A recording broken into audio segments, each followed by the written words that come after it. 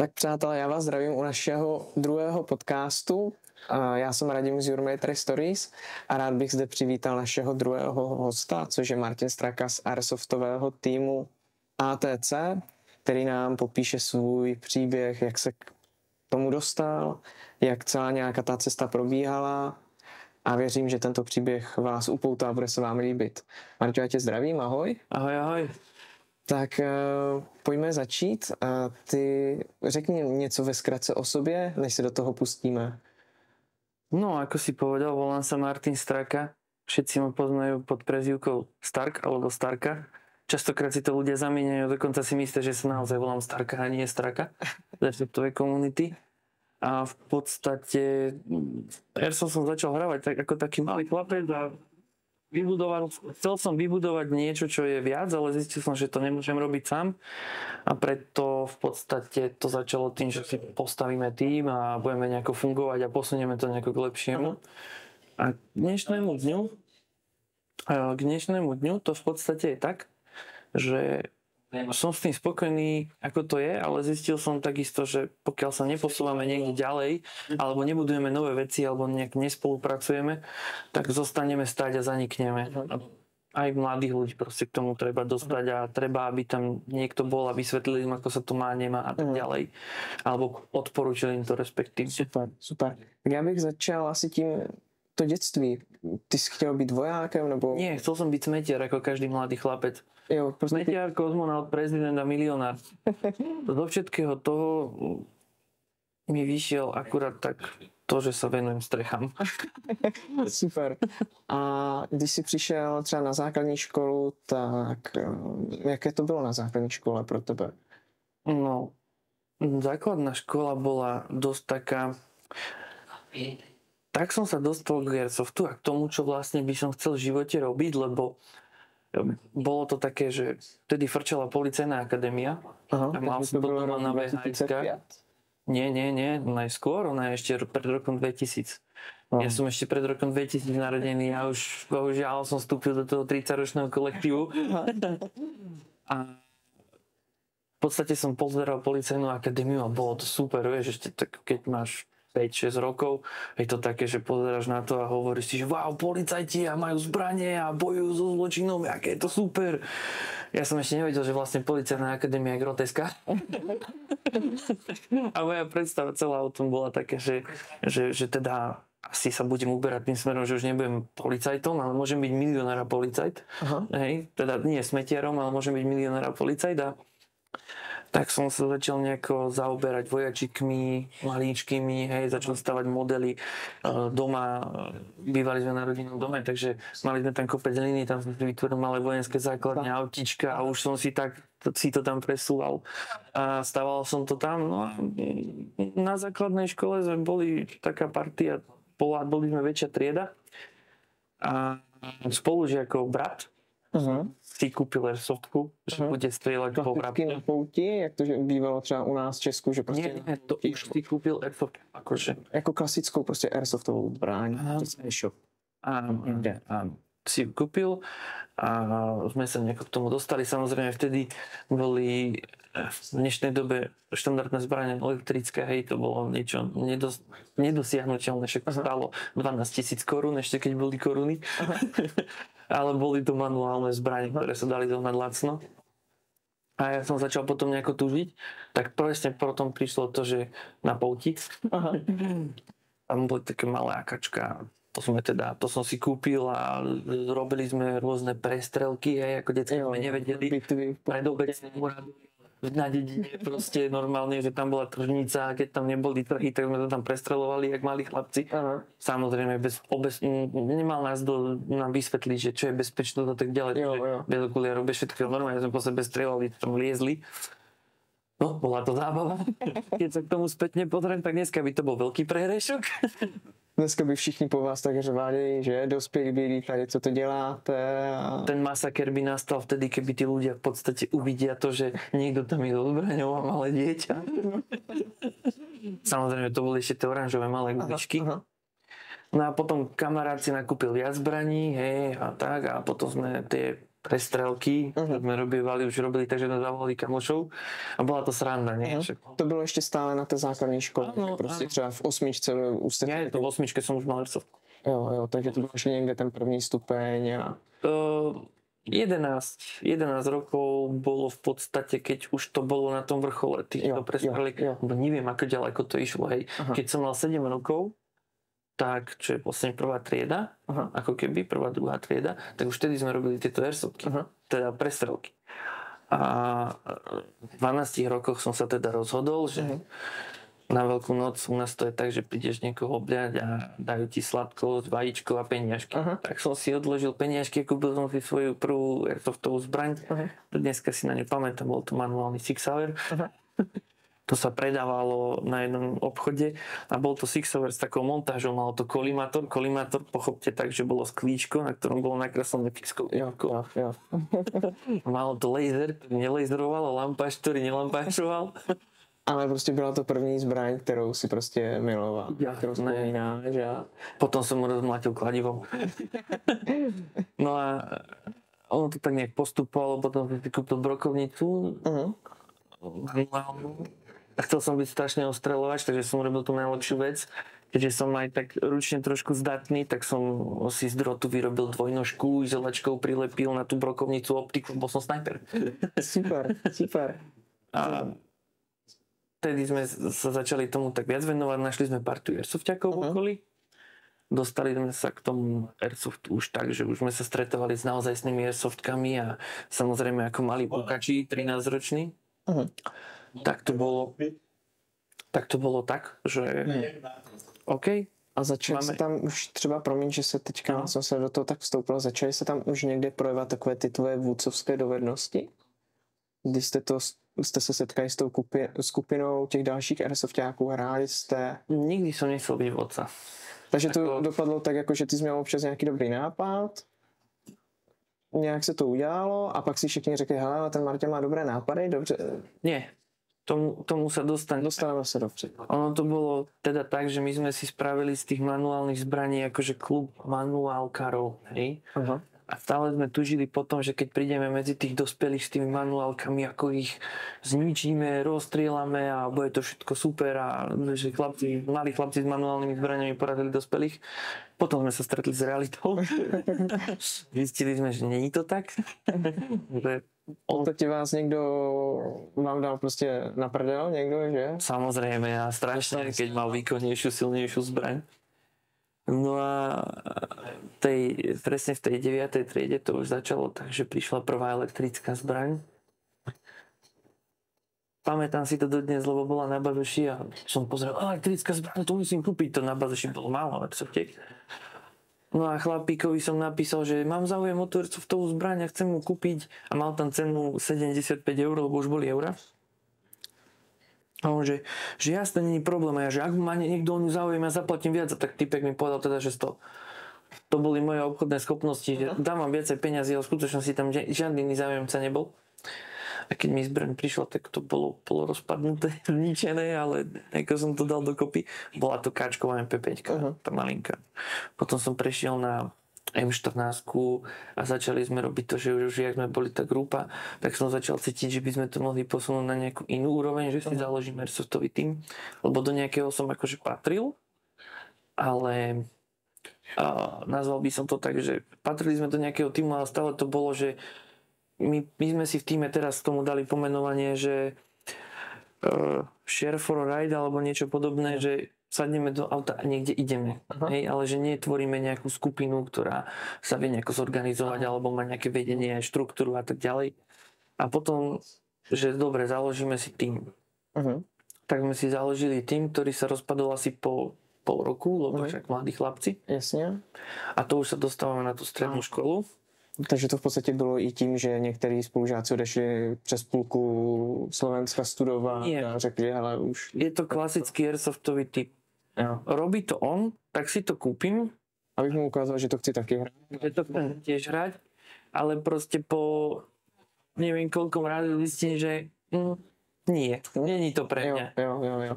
Čo na tej strednej škole otvorilo pre mňa presne to, že hovorím si OK, tak tým sa mi rozpadol. Teraz voľaký nejaký začal vznikať, to som bol rád, ale tým, že si veľa ľudí kupovalo softové zbrane a prestalo hrať, tak tie zbrane potrebovali predať. Áno. A vtedy sa mne otvorila v hlave myšlienka, že dobre, tak ja tie zbrane od nich budem kupovať za polovičnú cenu a budem ich predávať ďalším, ktorí chcú začať hrať. Áno. Čiže na strednej škole som si spravil neskutočný biznis so zbraniami. Taký mladý obchodník so zbraniami, Hej. softovými. To bolo akože fajn, dobré obdobie. A už potom som si našiel samozrejme priateľku prvú. A namiesto Airsoftu bola priateľka.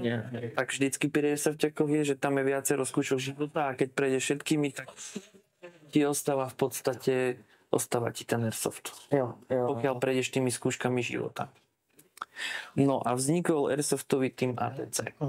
Ono na té střední byly tam nějaké takové ty výpadky, že jsi řekl, hele, musím teďka studovat, nebudu se vůbec tomu Airsoftu věnovat, kašlu na to. Teraz poviem niečo. Myšlenky v tobě, že si řekl, ale už na to kašlu, budu se věnovat tomu studiu? Teraz poviem niečo, čo by nikto nemal počuť. Štúdium u mňa bolo na poslednom mieste, lebo ma tá škola absolútne nebavila. Aha. Jenom se zeptám, co to bylo za školu? Co to bylo obor třeba? Tam bol problém taký, že keď som končil základnú školu, tak som bol na talentových testoch a zistilo sa, že by som mohol byť ITčkar alebo architekt.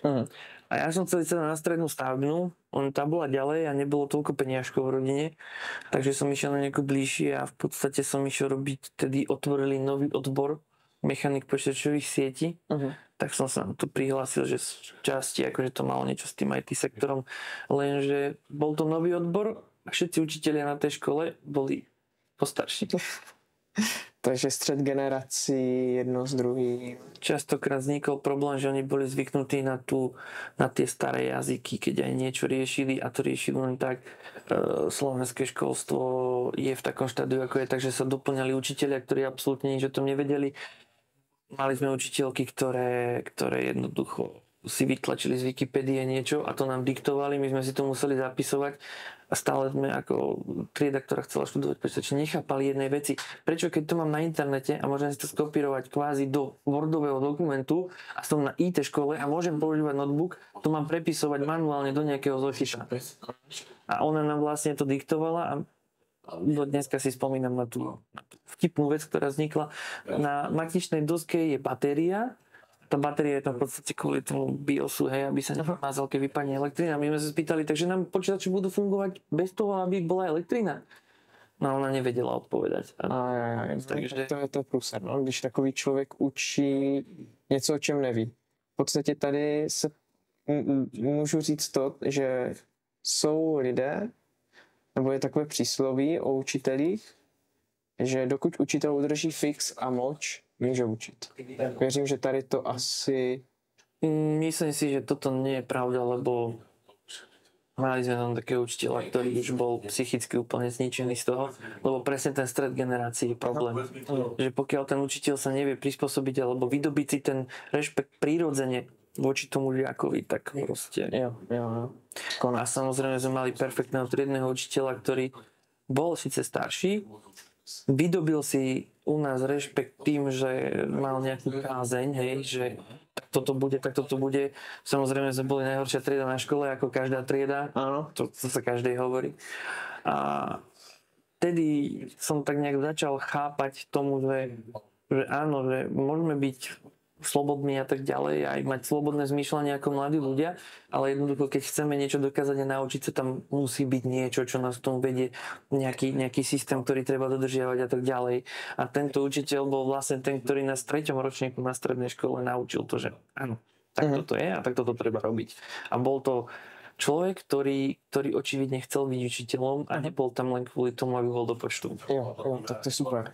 A takých učiteľov tam bolo niekoľko, nie jeden samozrejme, ale ako vravím, že to bol človek, ktorý keď niečo nevedel, tak povedal, ja sa doštudujem a ja vám to poviem. Super. Takže veľký rešpekt. Takže ti to v podstatě i motivovalo potom do nějakého dalšího stádia života i tomu samostudiu a že se musí sám vzdělávat, že to je takové... Áno, to som pochopil v podstate až neskoro. A mojou víziou bolo v podstate, že ja som začal praxovať v jednej IT firme a videl som to tak, že mohol by sa nám zostať robiť, ale práca ITčkára je z pohľadu človeka, ktorý IT nerobí, že on si ráno pustí počítač, tak to si tam píše a potom ho vypne a môže to robiť z domu a nemusí nič robiť a ono to je skutočne tak, že ráno pustíte počítač, večer ho vypnete, idete spať, ráno sa zobudíte, pustíte počítač, idete robiť a vtedy som zistil, že to není cesta. Jasne. A tým, že je to už už je to 12 rokov, čo sa tomu nevenujem, tak som to zistil už po roku, jak som sa tomu prestal venovať, že to napravenie. A na té střední, když jsi byl, když ještě takto odběhnu na tu střední školu, byli tam spolužáci, kteří za tebou chodili a říkali, hele, chci si zkusit zahrát ten Airsoft, pojď mi říct, co to je, chci to zahrát, že bylo to prakticky tak, jak... Oni sa k tomu dostali z inakade ako odo mňa, lebo ja som moc nechcel. Co to bolo? Na Slovensku to bolo tak, že si veľký chlapec, ktorý sa hrá na vojačikov a už by si sa mal venovať dospelejším veciam a podobne. A to bolo strašne najťažké. Ale keď sa tí spolužiaci dozvedeli už, čo je to ten Airsoft a zistil som, že sa mu chcú venovať, tak samozrejme sme sa nejako stretávali, ale ako vravím, tam už prišla tá priateľka a chcel som sa venovať jej. Láska mladá, hej. A moc som sa mu nevenoval a vtedy vlastne začal vznikať ten Airsoftový tým ATC, to už bolo pri konci školy. Dali sme sa dokopy, ja som tam bol v podstate najmladší. A to si nezaložil, ty to založil někdo jiný, to ATC? Dostaneme se k tomu. Výborně. A když jsi byl na té střední, hrál si ten Airsoft a přítelkyně do toho, bylo i třeba ze strany rodičů něco, kteří ti říkají, hele, vykašli se na ten Airsoft, je to blbost. To. Klasičtí rodiče, hele, věnuj se studiu, věnuj se té přítelkyni a tady na ten Airsoft se vykašli. On to skôr bolo také, že na čo sa tomu venuješ a prečo to robíš a sú na svete dôležitejšie veci a potom to už došlo do štádia, rob si čo chceš, ale keďže sme neboli úplne najbohatšia rodina v okolí a tak ďalej, tak veľmi ťažko som sa dostával k tomu, aby som si našetril na nejakú zbraň a tak ďalej, čiže musel som si to vyšmejdiť a podobne. Takže tam už vznikají nějaké tvoje obchodní dovednosti, nějak si rostl i v podstatě zkušenostma v obchodě, tak nějak. To boli skôr také začiatky a ja som fungoval do môjho určitého veku, takže nikdy pre mňa nebolo nič podstatné a nikdy nebolo nič dôležité a robíme to, čo robíme ako veľa mladých, žijeme teraz pre túto chvíľu. Jo. Je to chyba? Práve, že v tom mladom veku, keď je človek nejaký produktívny a niečo, mal by začať práve, že na niečom pracovať, aby si to potom mohol užiť, lebo keď si ako mladý človek začne hneď užívať, tak už potom nemá na čom budovať. Áno. Toto vidím obrovsko, že ľudia nie sú spokojní v práci, prestupujú z práce do práce a vidím to na mojich rovesníkoch, že oni ak prestupujú z jednej práce do druhej, oni nemajú ambície niečo viesť alebo niečo podobné, oni chcú byť zamestnanci. Lenže zároveň oni mi spovedia, že ale ty si vo svojej práci už sa dostal tak ďaleko. Ja mu hovorím, áno, 9 rokov som svoju prácu nezmenil a vypracoval som sa od nuly až niekam. A ako náhle ty budeš každý rok, 2 meniť prácu, tak ty nemôžeš mať nejaký kariérny postup, lebo do každej práce, do ktorej prídeš ako číslo. Áno. A musíš si to vybudovať. Musí získat nějakou úctu a respekt. Presne tak.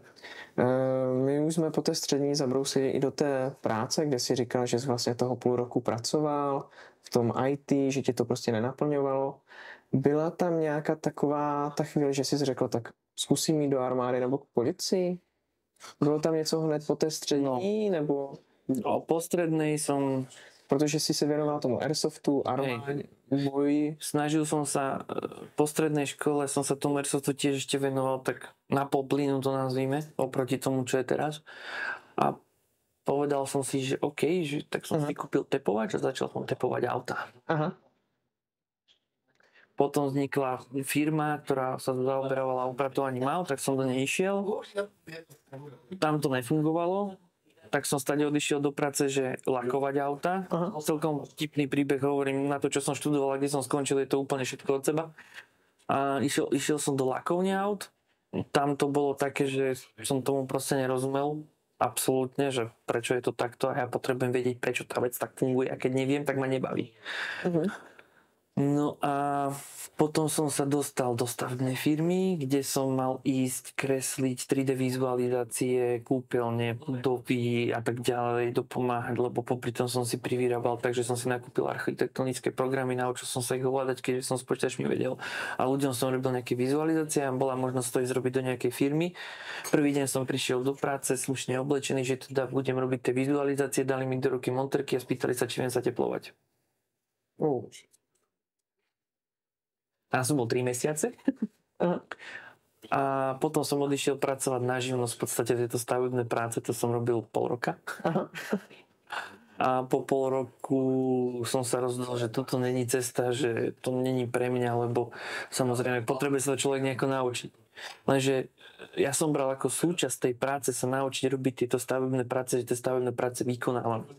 Lenže ja som skončil tak, že som nosil obkladačky, podával kocky, miešal lepidlá. Nikto nepustil v tej práci, ale mal takovú podržtašku. Doslova do písmena. No a tak som si povedal, že je na čase ísť sa prihlásiť do armády. Už aj s nami boli niektorí v armáde a hovorím si, že to bude super, budem vojak, júpi, splní si detský sen.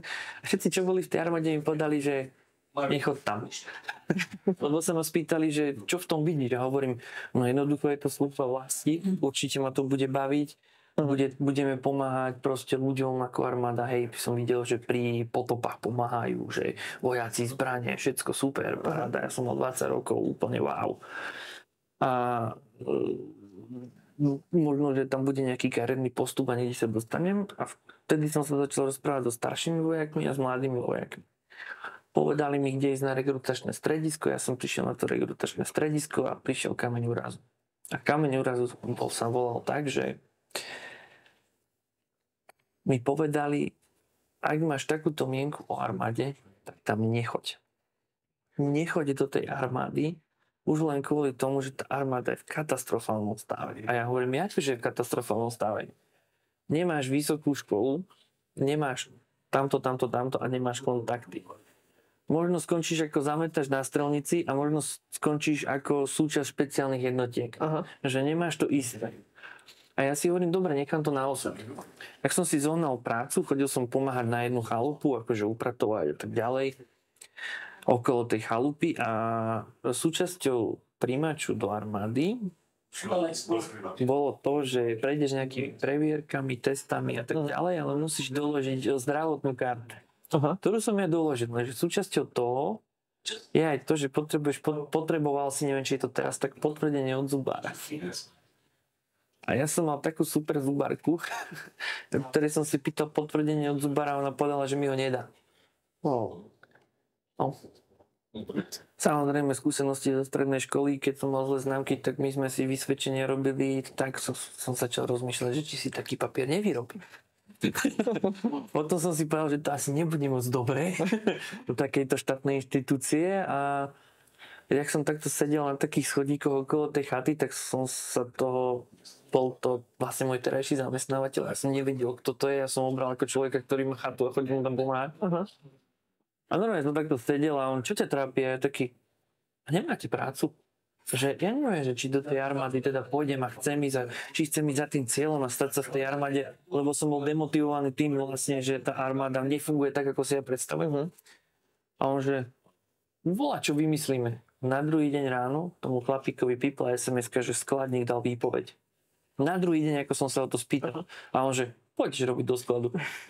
Takže akože nie som tým, kto verí na osud a podobné veci, ale povedal som si, nechám to na osud a doslova do písmena to zapadlo deň po dni. Vlastne v jeden deň im povedali, že mi nedajú tú zubnú previerku. Druhý deň som sa ho spýtal, či mi dá prácu a ten tretí deň skladník dal výpoveď. To je neuvěřitelné, no, jako je možné, že to ten osud nějak zasáhl, jakože... Je to možné. Když to teda takto bylo, neuvažoval se třeba i o policii, protože spousta těch airsoftáků je třeba i u policie. Neřekl si, no tak zkusím třeba k policii, že tam třeba by nepotřebovali tolik toho zubaře, to prověření a to. Ja poviem svoj osobný názor ohľadom tohto. Polícia je pre mňa fajn, ale mňa vždycky bavilo byť nejakej bojovej zložke. A vlastne klasický policajt je viacej právnik, hej, musí ovládať zákony, musí vedieť, čo nemôže dovoliť. A musí tie veci riešiť. Uh-huh. A tiež som mal kamaráta u polície a presne toto zvažovanie prišlo, len chudák robil v Bratislave v Petržalke a keď mi vysvetlil, že naťahuje sa tam s ľuďmi, čo majú žltačku a plujú kade tade a s bezdomovcami a všetky tie prípady, ako keď to on hovoril, bolo to celkom vtipné, ale nebudeme zabrdať do politiky, ale poviem jedno, bol tam pri jednom veľkom politickom procese, kde im jednoducho vysvetlili, ako budú prebiehať tie veci pri tom procese. A vtedy som si povedal, že nie. Nedokázal by som prejaviť, ja som tu povedal tak, nedokážem prejaviť tvoj talent, ktorý mám, tam, kde by som išiel. Lebo je to štátna korporácia, kde si tiež len číslo a to budovanie vzťahov a všetko ostatné sa mi nepáčilo. Takže v podstate si se věnoval, v tom skladě si šel do té práce, a u toho nějak se budoval i ten tým ATC, nebo? No a popri tom som bol v tom týme ATC, ale moc som sa tomu tedy ešte nevenoval, lebo som sa chcel pripravovať na vstup do tej armády. Áno. A ten tým ATC vlastne začali sme chodiť, bol tam súčasťou bol mladý režisér. Aha. Takže sme vo voľnom čase na miesto Airsoftu potom začali tvoriť rekvizity do filmu, postavil sa tank na diaľkové ovládanie, autá sa prestavovali, lebo to bol postapokalyptický film, bolo to celkom vtipné. Boli sme na akcii, ktorá bola kedy dávno, Konflikt zónu sa to volalo. Aha. Mali sme Land Rover, na zeleno sme ho striekali na dvore s novinami, pozakrývané okná, úplne super. A na strechu sme postavili, akože brutálne home made, ale mali sme ovládaný guľomet znútra z toho Jeepu, ale cez displej a tlačítka. Boli úplne, že wow, to čo je? A vtedy som sa tomu Airsoftu začal tak venovať, lenže nebolo tých peňazí tak veľa, takže vždy som mal najrozpadnutejšiu zbraň. A začal sa budovať ten tým ATC. A začal sa viacej pracovať na filme, chlapi si našli priateľky, lebo oni boli starší, práca a tak ďalej. A začalo sa to rozpadať. Až tu došlo do toho štádia, že... Ty si to převzal. Došlo to do toho štádia, že sme mali spoločnú skupinu, začali sme tedy nejako sociálne siete, sme si chceli budovať. Keby ste chceli všetci pochopiť, akom štádiu boli sociálne siete v roku 2014, tak keď ste boli Airsoftový tým, tak ste ho boli len vtedy, keď ste mali založenú stránku na Facebooku a keď ste tam mali 50 ľudí, tak ste boli veľký Airsoftový tým. Ale nie akože 50 ľudí v týme, ale 50 ľudí sledovateľov, hej, že to vtedy boli úplne začiatky tých sociálnych sietí. A tam prišla správa do toho skupinového chatu, že posledný zhasne, lebo absolútne žiadna aktivita, nič nebolo. A mne to prišlo strašne ľúto a zostali sme traja z toho týmu, že sa tomu chceme aktívne venovať a začali sme akože spolu riešiť veci, že budeme spolu chodiť na Airsoft, budeme mať rovnaké maskáče, budeme sa snažiť tváriť trošku tak profesionálnejšie. Pri Airsofte sa väčšinou len tvári človek trochu profesionálnejšie, lebo drtivá väčšina Airsoftiakov to má napozerané z videí. A čas výnimkám. A začali sme, takže sme boli traja. A začala vtedy tá vec, že som sa rozhodol, že budem teda ten vedúci. Aha, takže sa z toho chopil. Si to. A zobrali sme prvého človeka, ktorý za nami prišiel. Podmienky sú také, to sme si nastavili, že musíš mať rovnaké maskače, toľkokrát do mesiaca chodiť na akciu, veľké vízie, mladý človek, všetci. A zobrali sme prvého, zobrali sme druhého, zobrali sme tretieho k nám. Ten už mal nejakú víziu, ten aj študoval školu manažmentu v armáde a tak ďalej. Dal tomu nejakú štruktúru, dal tomu nejaké interné stanovy, na ktorých sme sa dohodli, ako budeme fungovať a tak. A už keď nás bolo 8, obrovské číslo v týme, samozrejme to bolo tak, že sme si ľudí vyberali. Že neboli sme tak píhra, že som tak pod s nami, lebo vieš v rovnakej obci. Ale chce sa tomu venovať inak. Naše heslo bolo Airsoft inak. Rozumiem. No a tak sme zobrali značku ATC, zmenili sme logo, nehali sme len to A.T.C. Vtipné je, že to ATC, ten názov vznikol tak, že staré ATC chodilo hrávať do bývalého autokempu, tak sa nazvali ATC. Ale ono to malo potom svoje opodstatnenie, že najprv bola skratka, potom sme vymysleli, čo to znamená. Takže co to znamená? To vedia len členovia ATC. Takže to zůstane... Áno, to je tajomstvo, na čomu sme prišli a není to Airsoftový tým Cibul, ani Azurit to chce. Takže Takže to je také tajomstvo, ktoré sa dozvie len človek, keď je člen. Super.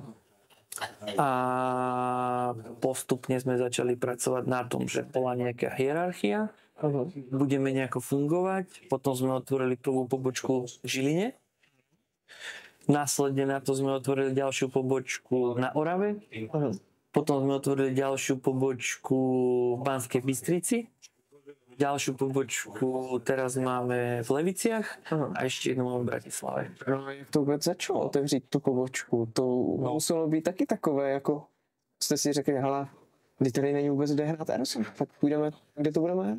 Vtedy sa Airsoft ešte hral všade. Lebo úplne prvé ihrisko, ktoré vzniklo vlastne na Slovensku tak oficiálnejšie, tak to bolo, proste tam sa ťažko dostávalo, lebo však Airsoft legálne. Dovtedy všetko fungovalo niekde v lese, alebo boli nejaké väčšie akcie, ako ten Conflict-Zone a tak ďalej, čo boli raz do roka. A vlastne vzniklo to tak, že keď chceme spájať komunitu, tak musíme byť k tej komunite bližšie. A prečo by sme mali, keďže sme z okolia Partizanského a tam sme boli všetci a zistili sme, že máme nejakých fajných chalanov od Žiliny, prečo by mali chalani do Žiliny chodiť do Partizanského, keď môžeme spraviť podštruktúru, ktorá bude v Žiline, bude fungovať ako samostatný celok, ktorý bude spadať pod celé ATC. Čiže sme vytvorili tak, že je jedno ATC, a pod ATC patrí Alfa, Bravo, Charlie, Delta, Echo, Zulu. Dobře. A to jsou ty názvy těch říš? Nie, to sú nie ihriska, to sú tu pobočky. Pobočky. My sme chceli najprv byť len Airsoftový tým, ihriska nepadali do úvahy. Aha. To je tiež osud s ihriskami. Tak pojďme si to nějak přiblížit, protože mě tady toto téma zajímá, jak to začalo, jak jste se do toho pustili. Tak... Nebudem zachádzať do úplných detailov, aby sme zase nedali nejaké to naše know-how, na základe ktorého to funguje, ale nazvime to tak teda chalani od Žiliny a poďme spájať teda tých ľudí a spraviť nejaký lepší tým. Tak sme povedali, že na to, aby si mohol otvoriť, prídeš k nám a na to, aby si mohol otvoriť pobočku, musíte byť minimálne 3. U nás je hierarchia, že je čakateľ a člen. Hej, čakateľ je niekto, kto si podá prihlášku a schválime mu ju. Jasne.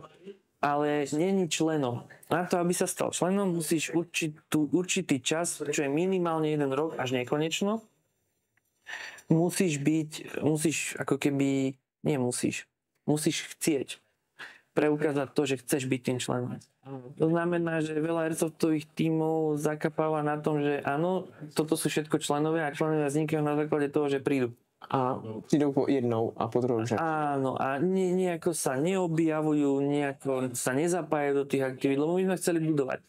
Tak sme otvorili túto pobočku v Žiline s tým, že skráteno, dali sme výnimku do stanovy, normálne stanovy, to má 43 strán, kde je všetko napísané, ako fungujeme, a to sú naše interné stanovy.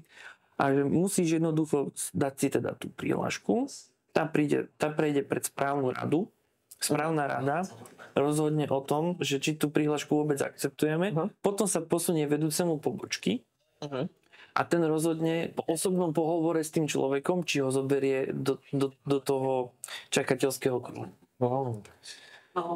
A všetci si hovoríte, že aké je to dôležité. Viete, čo je najťažšie pre tých ľudí, ktorí chcú z nášho týmu? Podať tú prihlášku. Vyplniť ten jeden papier. Nie, my sme spravili formulár u nás na webovej stránke. Aha. To je normálne, že meno, priezvisko, mám viac ako 18 rokov a stručný životopis, to je všetko, čo od toho človeka potrebujeme. A najednou ten človek to proste nedokáže. Lebo sa mu nechce. On váha, že či sa pridať k nášmu týmu, lebo vidí, že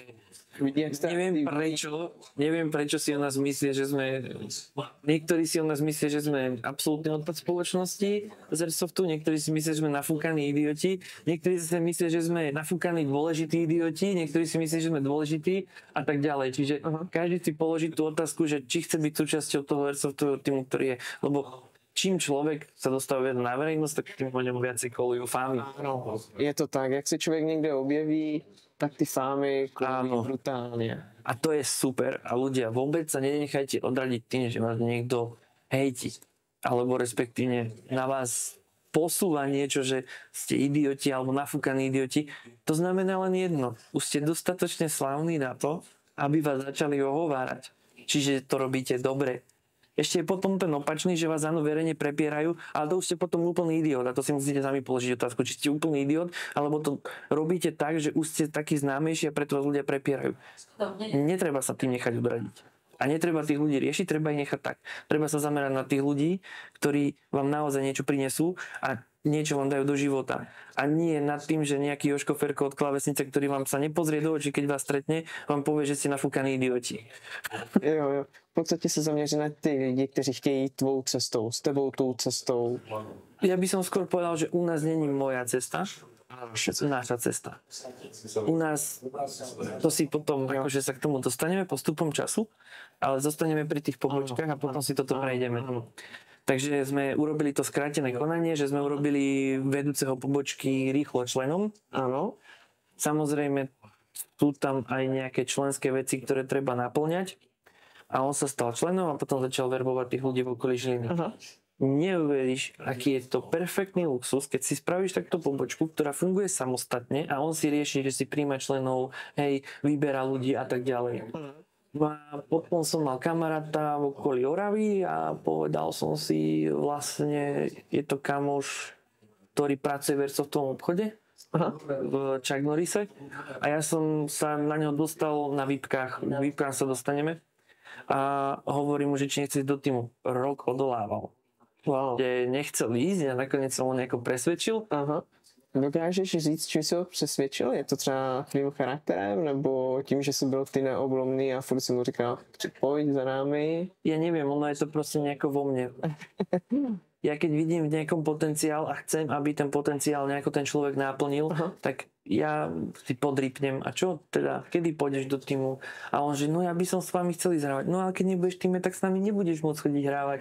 A že niekedy používam takéto vyjednávanie, ako keby také malé vydieranie, niekedy používam to presviečanie a ono to ide zo mňa automaticky. Nepremýšľam nad tým, nemám na to nejaký kľúč, alebo nemám to nejak naštudované, že ako to ide, ale proste to ide. Jde to samo. Áno. Jde to samo. A to je úplně to nejpřirozenější, když to jde samo. Áno. A vlastne vtedy sme začali rozbíjať sociálne siete, takže takto vznikli aj ostatné pobočky v podstate. Aby sme prešli k nejakej štruktúre, tak máme tu správnu radu, máme toho predsedu, máme tajomníka, máme... Pokladníka nejakého? Nie, tajomník je zároveň pokladník. Dobře. U nás je to vlastne overované faktorovanie, čiže tajomník má na starosti účty, peniaze a účtovníctvo. Aha. Ale zase tajomník nemôže nakupovať bez súhladu predsedu, predseda nemôže nakupovať bez súhlasu tajomníka správnej rady. Takže v podstate, keď som ja predseda, tak ja sa nemôžem ráno zobudiť s tým, že dneska idem kúpiť nové Mitsubishi. Jasne. I keď bodaj by Airsoft bol taký, že sa tam dá niečo také spraviť, ale to sú malé peniaze. A odôvodním, že to chcem nakúpiť a vlastne tým je to schválené, je to schválené. Čiže ja nemám prístup k účtom napríklad. Aha. Ja mám prístup k účtovníctvu a nemám prístup k účtom. Ale tým, že nemám prístup k účtom, tak tajomník je zase zodpovedný za účty. Jako, to je chytře postavené, to je jako dobře vymyslené, to je chytré toto. Áno, ten kamarát vlastne, ktorý prišiel s tými štruktúrami so mnou, my dvaja sme sa snažili, on mal byť tá časť, ktorá bere tú teoretickú časť a tak, a ja som mal byť tá predseda. No a potom máme správcu sociálnych sietí, ktorý má malý tím ľudí, ktorí vlastne pracujú na sociálnych sieťach. Potom máme správcov ihrisk, čiže každé ihrisko má svojho správcu a potom spadá jednotlivý detachment, ktorý má tých ľudí, ktorí na tých ihriskách pracujú. A máme takéto malé podzložky vlastne, do ktorých sú zapojení tí ľudia a oni pracujú na tých malých podzložkách. Byl tam někdy nějaký moment, kdy třeba nějaká ta pobočka se začala třeba nějak bouřit, nebo řekla, hele, nás už to nebaví, nechcem to dělat, nebo ten systém váš pobočka výběru, jednotlivci. A stalo se, že ty si třeba s nima řešil ten důvod proč, nebo aby chtěl si ty udržet nějak přirozeně? Teraz poviem niečo, čo bude niektorých ľudí, ktorí už nie sú v našom týme, mrzieť. Ako náhle ten človek prejavuje to, že chcem sa tomu venovať, chcem byť súčasťou toho týmu, lebo my sme ako rodina, proste mne keď zavolá, alebo niekto niekomu od nás týmu zavolá o 2:00 ráno, kámo, som v tvojom okrese a vykotil som sa na aute, a ten človek do toho auta sadne a ide mu pomôcť. My nefungujeme ako nejaká organizačná štruktúra, my fungujeme ako malý rodinný biznis. Jo. Že všetci sa poznáme po mene. keď sa k niekomu v týme narodí dieťa, všetci skladáme na darček, keď má niekto nejakú okrúhlinu, skladáme sa na darček a tak ďalej. Čiže my nefungujeme tak, že sme len nejaký korporát s číslami. A pokiaľ ten človek je prínosom pre ten tím, tak stávame sa veľmi dobrými priateľmi väčšinou. A ja nenechám odísť človeka. Mali sme už taký prípad, že som sa s niekým akože pochytil a chcel odísť. A ja nenechám odísť človeka, ktorý je prínosom, je to dobrý človek a pracuje na budovaní toho, čo sa snažíme robiť. Proste nenechám ho odísť. Pokiaľ je ten človek, že nám nejak nepomáha, škodí nám a povie, že odchádza, tak mu doslova poviem ahoj. Asi možná niekdy je za to rád. To sa už stalo. To sa už stalo párkrát.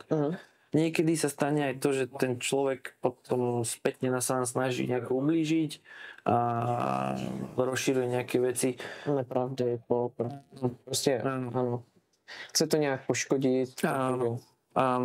To sa tiež niekedy stáva, ale hovorím, že už sme príliš veľkí, príliš známi. V podstate môžem povedať, že sme známi, keď doteraz som nevedel, že máme nejakú možnosť niečo vplyvňovať a niečo podobné, ale prišiel som na to nejakým spôsobom. Nechcel som si to priznať, ale som chcel byť na tom našom miestečku, že tu si budeme my kopať a nikoho do tej našej uzavrenej skupiny nepustíme, že to tak nefunguje.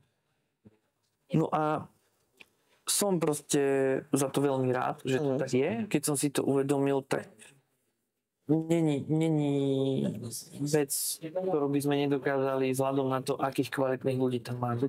Super. A stává se, že se tím, jak si říkal, že jste jako rodina, skládáte se na dárky, když se někomu narodí mimčo, narozeniny a takto, tak setkáváte se i mimo hřiště a děláte třeba nějaké grilovačky, tak třeba někdy v sobotu se sejdete, dáte nějakou grilovačku. A tak. Napríklad detachmenty to majú na svojej úrovni, to znamená, oni sa stretávajú spolu, snažím sa ich dokopať k tomu, aby si robili aspoň raz mesačne poradu, že sa niekde stretnú a tak ďalej, ale väčšinou sa detachmenty stretávajú, lebo sú to ľudia z blízkeho okolia. Hej, okruh 10-15 kilometrov detachment. Niekedy je viac, ale to je len jeden človek. No a každého pol roka máme porady. Voláme to porada.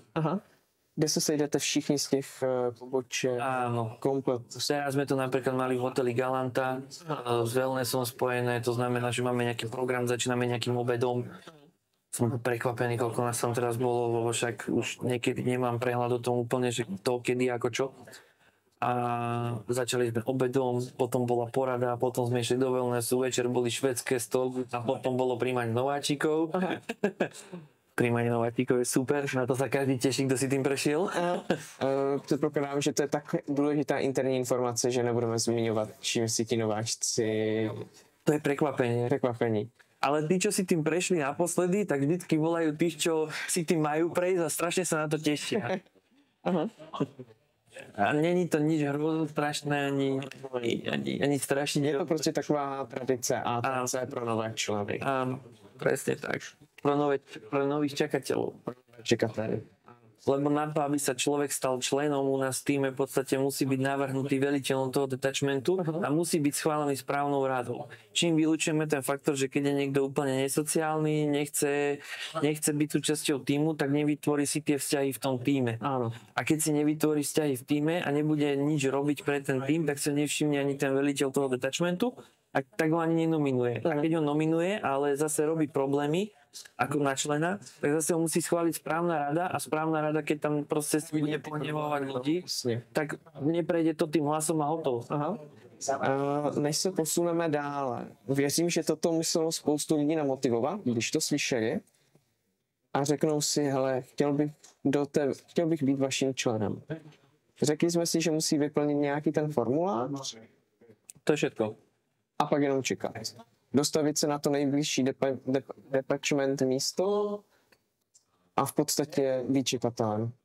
A projevit to, že tu nějakou vlastně svou... Z vlastnej skúsenosti to poviem inak. Z vlastnej skúsenosti je to tak. Väčšinou tí chalani sa začnú baviť s nejakým z týmu. A ten z týmu im navrhne, nechceš byť súčasťou nášho týmu? A on povie áno. Tak oni mu povedia, chcem na našu stránku a tam vyplň ten dotazník.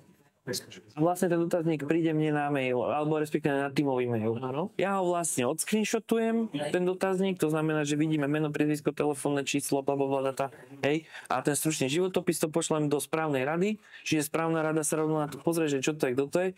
Mám to nejaké pikošky, hej. Prišiel nám napríklad mail, ahoj, volám sa Peťo a mám MP5 a chcem byť vo vašom týme.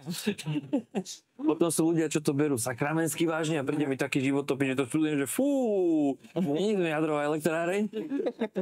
Ale tiež nachodia vtipné, že je tam napísané, že zaškrtávajú, že áno, mám 18 rokov, lebo bereme len do 18 rokov. A on zaškrtne, áno, mám 18 rokov, ale napíše dátum narodenia, že 2008.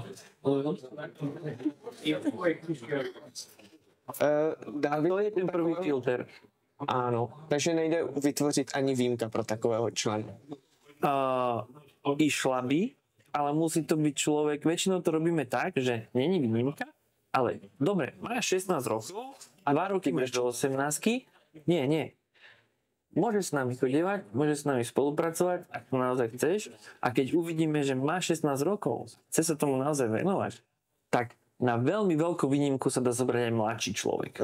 Ale ono je to väčšinou tak, že pokiaľ nemá 18 rokov, je to aj z hľadiska zákona trošku také liky, hej, a zároveň, keď by bol niekde s nami, tak zase sme za ňo zodpovední. Musel vyplňať nejaké reverzy, na základe ktorých nebudeme zodpovední. Ale on má 16 rokov, on chce byť súčasťou niečo, lebo každý chce v tom veku niekde patriť.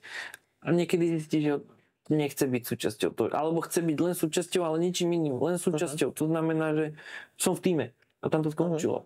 Ale niekedy, no to sa to väčšinou preklopí tak, že áno, máme aj tých mladších, lebo v mladých ľuďoch je budúcnosť. Áno. Že od 15 rokov chodia s nami, bereme ich pomaly, že jak naše dieťa pomaly. A jednoducho príde ten 18. rok a hneď na člena rovno. Super. A určitě tím, jak jsme zmínili ty hřiště, to členství, tak bych chtěl zmínit to, že k vám se může, že máte třeba každou sobotu nebo neděli, máte na určitých těch hřištích určité, nechci říct války, ale hry. Prostě máte tam nějaké hry.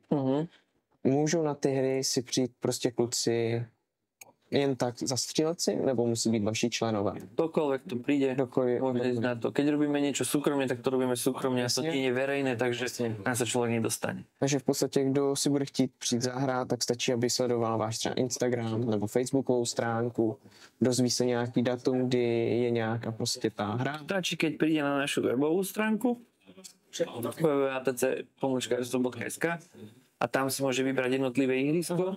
A je tam, donedávna sme tam pridávali kalendár, ale teraz sme to spravili jednoduchšie, je tam, že program ihriska, ťukne na to, presmeruje to na Facebook a ide. Super. A hneď vie, čo sa deje. Super. Tak to je fajn, že i takhle v podstatě, když to někoho překvapí, když to někoho zaujme, tak si může přijít zahrát. Áno, v podstate hej.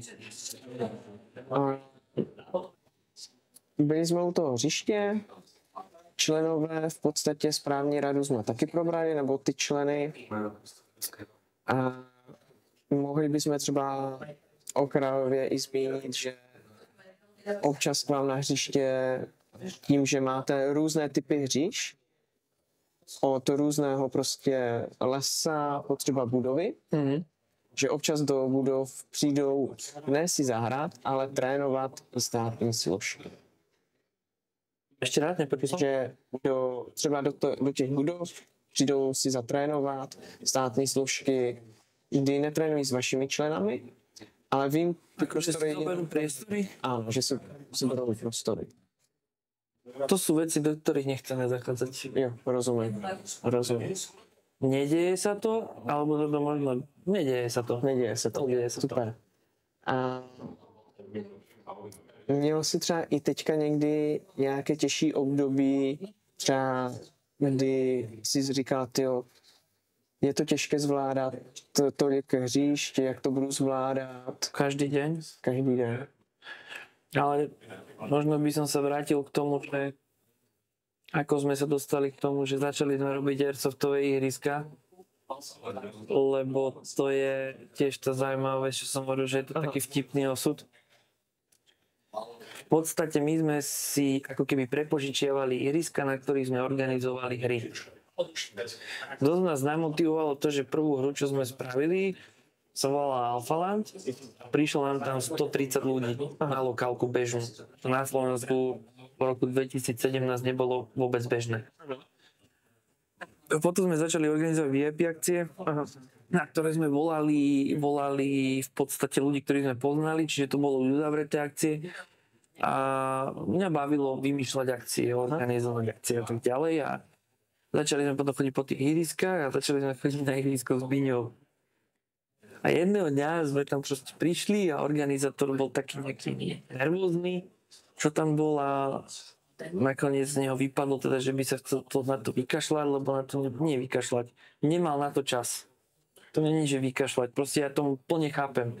Keď si skupina 2-3 ľudí zoberie na starosti ihrisko, tak je to neskutočný žrút času, keď vás je málo. U nás v týme je 37 ľudí. Hej, po tých rôznych pobočkách. A ja vidím, aký je to žrút času, keď máme 37 ľudí. A nie, že poďme teraz traja budovať ihrisko. Ja som toho človeka plne chápal, že keď sa aby ihrisko napredovalo, musí na ňom niečo robiť. To nemôže robiť, keď sú tam airsoftové hry. Keď sú tam airsoftové hry, tak na tom ihrisku je. A? Ja som ho plne chápal. To boli 3 alebo 4 chalani v podstate. A nejako sa to dostalo, nejaký môj člen to tam ho poznal, tak to s ním začal nejako riešiť. A stretli sme sa, on hovoril, že by to chcel odstúpiť, ale že nechce, aby to padlo, že či by sme to nemohli prevziať. A ja som si tak povedal, že OK. Zasadla správna rada, dohodli sme sa, no ideme do toho. Vybavené. Hovorím, super. Prevzali sme ihrisko, začali sme ho budovať. Od roku 2022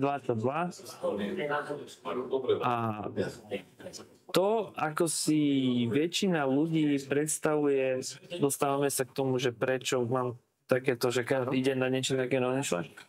Ako si to väčšina ľudí predstavuje, že dá ten dobrovoľný príspevok na tom ihrisku, hej, takzvané vlezné a môžem si zahrať, tak za tým, ako to ihrisko vyzerá, je nejaká práca.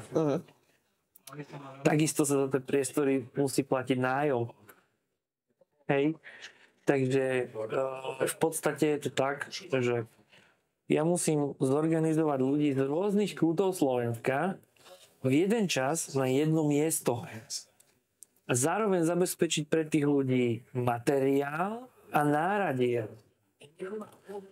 Teraz začínaš tomu chápať, že keď si ľudia majú predstavte si to, že máte zorganizovať nejakú spoločenskú akciu pre viac ako 5 ľudí. 5 ľudí z vášho okolia. A dostať ich na ten jeden čas na to jedno miesto a majú tam byť niekoľko hodín. To je na zajištění, prostě jsi manažer. V podstatě si hodnotný manažer. Tam sa dostávame k tomu, že manažer má na starosti ľudí v práci. A nie každý tú prácu chce robiť. Našťastie ja pracujem s ľuďmi, ktorí tú prácu robia. Sú. To je ten rozdíl.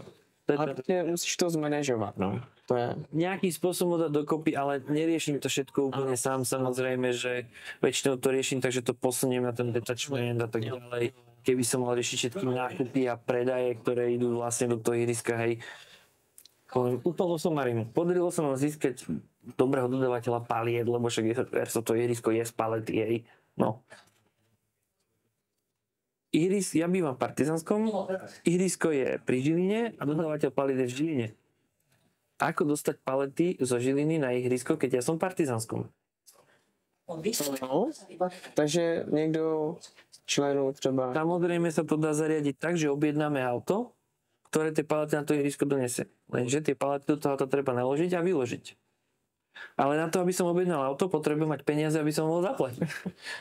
Hej? Aha. Dostávame sa teraz do toho, že keď je tá skupina 3 ľudí, ktorí sú mať to ihrisko a naozaj ich to baví a majú na to čas, tak není problém im 3 sadnúť do auta, zapriahnuť vozík a zobrať tie palety. Pokiaľ tých palet nie je 150 ako naposledy. Hej? A my sme v podstate ako tým začali s nulou. S holou riťou my sme nemali na účte. To je druhá vec, ktorá vznikla. Takže čo to bude najlacnejšie? Takže som zobral chalanov od Partizanského, naložil som ich do auta, zapriahol som vozík. Zavolal som chalanov od Žiliny, nech zoberú vozík. A teraz pekne v sobotu hodinu a pol do Žiliny, naložiť veci, odniesť na Zbyňov, vyložiť veci, vynosiť a schovať, lebo je to verejný priestor, ktorý hoci kto príde, hoci keď niečo ukradnúť. Hej? A celý deň v riti. A ešte tých ľudí zmanéžovať a dostať na jeden čas na jedno miesto. Áno. To je náročné. No a takto to začali budovať ihriska a chvála Bohu, už teraz je to také, že ja sa to snažím stále vysvetliť mojim chalanom a veľa ľudí to tak možno neberie, čo chodí k nám na ihriska. Ale chalanom hovorím, snažte sa čo najkvalitnejšie robiť to, čo robíte. Keď budete robiť čo najkvalitnejšie to, čo robíte, tak tí ľudia sem budú radi chodiť. Keď sem budú ľudia radi chodiť, tak z tých dobrovoľných príspevkov, ktoré nám v podstate odovzdávajú, ich bude viac, logicky. Lebo treba odložiť na nájom, treba odložiť na toto a na toto a na toto. Samozrejme, keď ich tu bude viac, budeme mať viacej peňazí a tým pádom nemusíme riešiť to, že pôjdeme zobrať tie palety na autách, hej, a donesieme ich sem, ale môžeme si objednať už to auto a dohodneme tam niekoho, kto tie palety bude nakladať, nech ich naloží a my ich tu už len vyložíme. Hej, čiže snažím sa tým chalanom priblížiť, že ako to môže fungovať tak, aby sme išli. Aha. Samozrejme to je exteriérové ihrisko, takže musí sa to zorganizovať tak, že môže to byť cez víkend, lebo ľudia väčšinou môžu cez víkend a tým, že je to exteriérové ihrisko, tak keď je zima, tak je zima. Keď sa tam v zime nedá dostať, tak nemôžeme nič robiť. Lenže v zime tam ľudia nechodia, lebo je zima a tedy môžeme robiť, ale nevieme sa tam dostať. Aha. Jo. No, chápeme sa. Jo, chápeme se. My, když jsme teďka u těch tvých, řekněme, dovedností, u toho managementu, zkušeností s lidmi, tak v roce 2023 u vás, alebo vy jako tým ATC jste pořád dali jednu z největších airsoftových... Opravím ťa, neboli sme to len my. Hej, chceli sme spraviť veľkú akciu, bola to nejaká naša vízia, ale vedeli sme, že bola na Slovensku akcia, ktorá nás bavila a tu robil tým ASF. Aha. A predtým, než prišiel COVID, tak ja som videl v mojej hlave nejakú možnú spoluprácu s nimi. Jasne. A sme sa vtedy aj o niečom bavili, len tá akcia počas covidu padla. Aha. A tak to im potom zavolal, že chalani, mám nápad. A oni, že sa stretníme. A poviem, že na to, aby človek spravil takú akciu, ako bola Hranica, áno, to je rok života. Já, když jsem viděl, co všechno to obnášelo a jak obrovské to bylo, tak jsem si říkal, wow, to musí být. A opravdu to byla největší akce na Slovensku. Ten rok, áno. Bylo to vlastně, ať to přiblížíme vlastně divákům, tak to bylo v červenci, někdy z 5. 6. České mesiace neovládám. Jo, bylo to Júl. Takže bylo to hned na začátku vlastně července a bylo to jako neuvěřitelné. Na to, že tam byli třeba i zástupci armády, kteří vlastně tam ukazovali svou techniku první týdny té registrace, plus to, jak to bylo naplánované, nějaký ten příběh, dějová linie. Dokázal bys to nějak popsat vlastně nejenom to, jak to vzniklo, nějak, jak jsi to organizoval a v podstatě o čem to bylo pro ty diváky?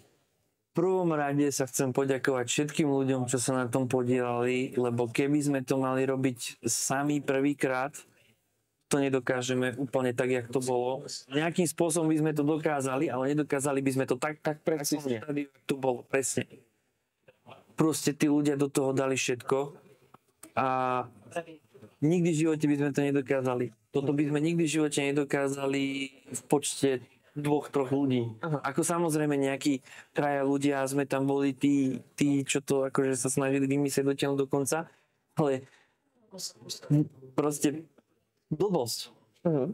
Keď chceš v areáli niečo robiť, okrem toho, že potrebuješ nájomnú zmluvu a tak ďalej a zabezpečiť políciu, zložky, čiže obehaté úrady, taká blbosť, že musíš pokosiť tam, kde budú stany, nie? No. To si človek len tak neuvedomí, že musím ísť pokosiť. Tak. Dobre, a teraz chcem tam mať nejaké základne. Treba postaviť. chcem tam mať nejaké vrecia s pieskom, no treba tam dať piesok a vrecia.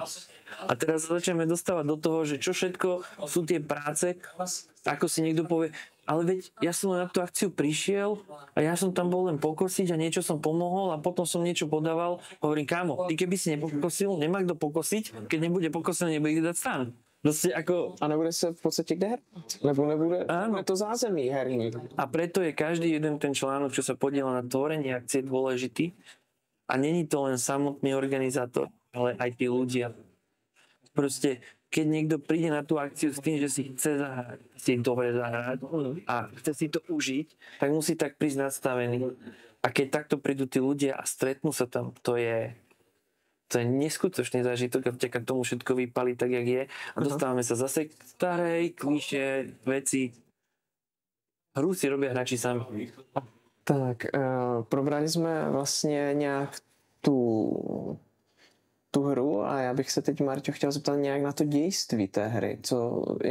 Jak vás napadlo třeba to dějství, o čem to bylo ten děj té hry? Po případě nějaká inspirace k té velké hře? Ja som to mal v podstate hlave nastavené tak, že som sa ráno zobudil a že ty kokso, paráda. Tak v podstate vymyslel som asi cca, o čom má byť tá hra. Nemal som v hlave nejakú misie, vedel som, aký priestor, nakreslil som si nejak mapu, čo by ako mohlo vyzerať, aké som mal predstavy, plus to, že o čom by respektívne tá hra cca mohla byť, že mohol by tam byť nejaký diktátor, nejakí špióni a nejaké dve krajiny a tak ďalej. A mal som taký nejaký hrubý odhad toho, že čo. Ale vedel som, že to bez skúseností starších organizátorov, ktorí sa už na tom poučili, nespravíme. A preto veľká vďaka aj týmu ASF, že sme dohodli tú rovnocennú spoluprácu v tej akcii, lebo ja som si tiež nevedel predstaviť, že čo všetko to znamená, akú akciu zariadiť. To potrebujete vyriešiť, záchody a tak ďalej, hej? A teraz dej tej hry bol v tom, že boli dve krajiny. Začali sme rozmýšľať tak, aby to bolo čo najviac apolitické. Tak sme sa rozhodli pre Afriku. A boli to dve krajiny, kde jedna bola kvázi demokratická a jedna bola kvázi diktatorská. A princípom hry malo to aj takú malú myšlienku, že nie je vždy to, čo sa zdá byť úplne najhoršie, je to najhoršie a to, čo je to najlepšie, sa zdá byť najlepšie. Lebo princípom hry bolo to, že ten diktátor vedie tú krajinu pevnou rukou a v tej krajine sú ľudia rozdelení na dva tábory. A jeden tábor je, ktorý chce žiť v slobodnej demokracii a jeden je ten, ktorému ten diktátor odovzdával všetky tie informácie a oni podľa tých informácií žili. Na nešťastie sa to stalo rok predtým, ako vznikla vojna vedľa na Ukrajine, takže sme to chceli spraviť veľmi citlivo. Rozumiem. A tá diktatorská strana mala byť v našej pozícii taká, že je taká silná, rázna, dokazuje si svoju silu a tá demokratická mala byť taká, že ona príde nastoliť do tej krajiny mier. Hej? A teda diktátor tam bol, vládol pevnou rukou, vedľajšia krajina tam bola demokratická a to je to, už sa dostávame do tej hlbšej, nechcem konšpirovať, že nemá to žiadnu podobnosť s realitou, hej, je to všetko fiktívne, je to vymyslené, je to ako kniha, takže nehľadajte v tom žiadne podobnosti, prosím vás, lebo sú tam ani není. A malo to byť o tom, teda diktátor žije a tak ďalej, demokratická krajina chce prísť tú krajinu oslobodiť, ale má aj vedľajšie záujmy. Ten vedľajší záujem je to, že je tam veľmi veľa nerastných surovín. Hej? A samozrejme, ľudia diktátora milujú, lebo nepoznajú nič iné, ale tí, ktorí vidia, aký je slobodný svet, chcú samozrejme aj ten slobodný svet.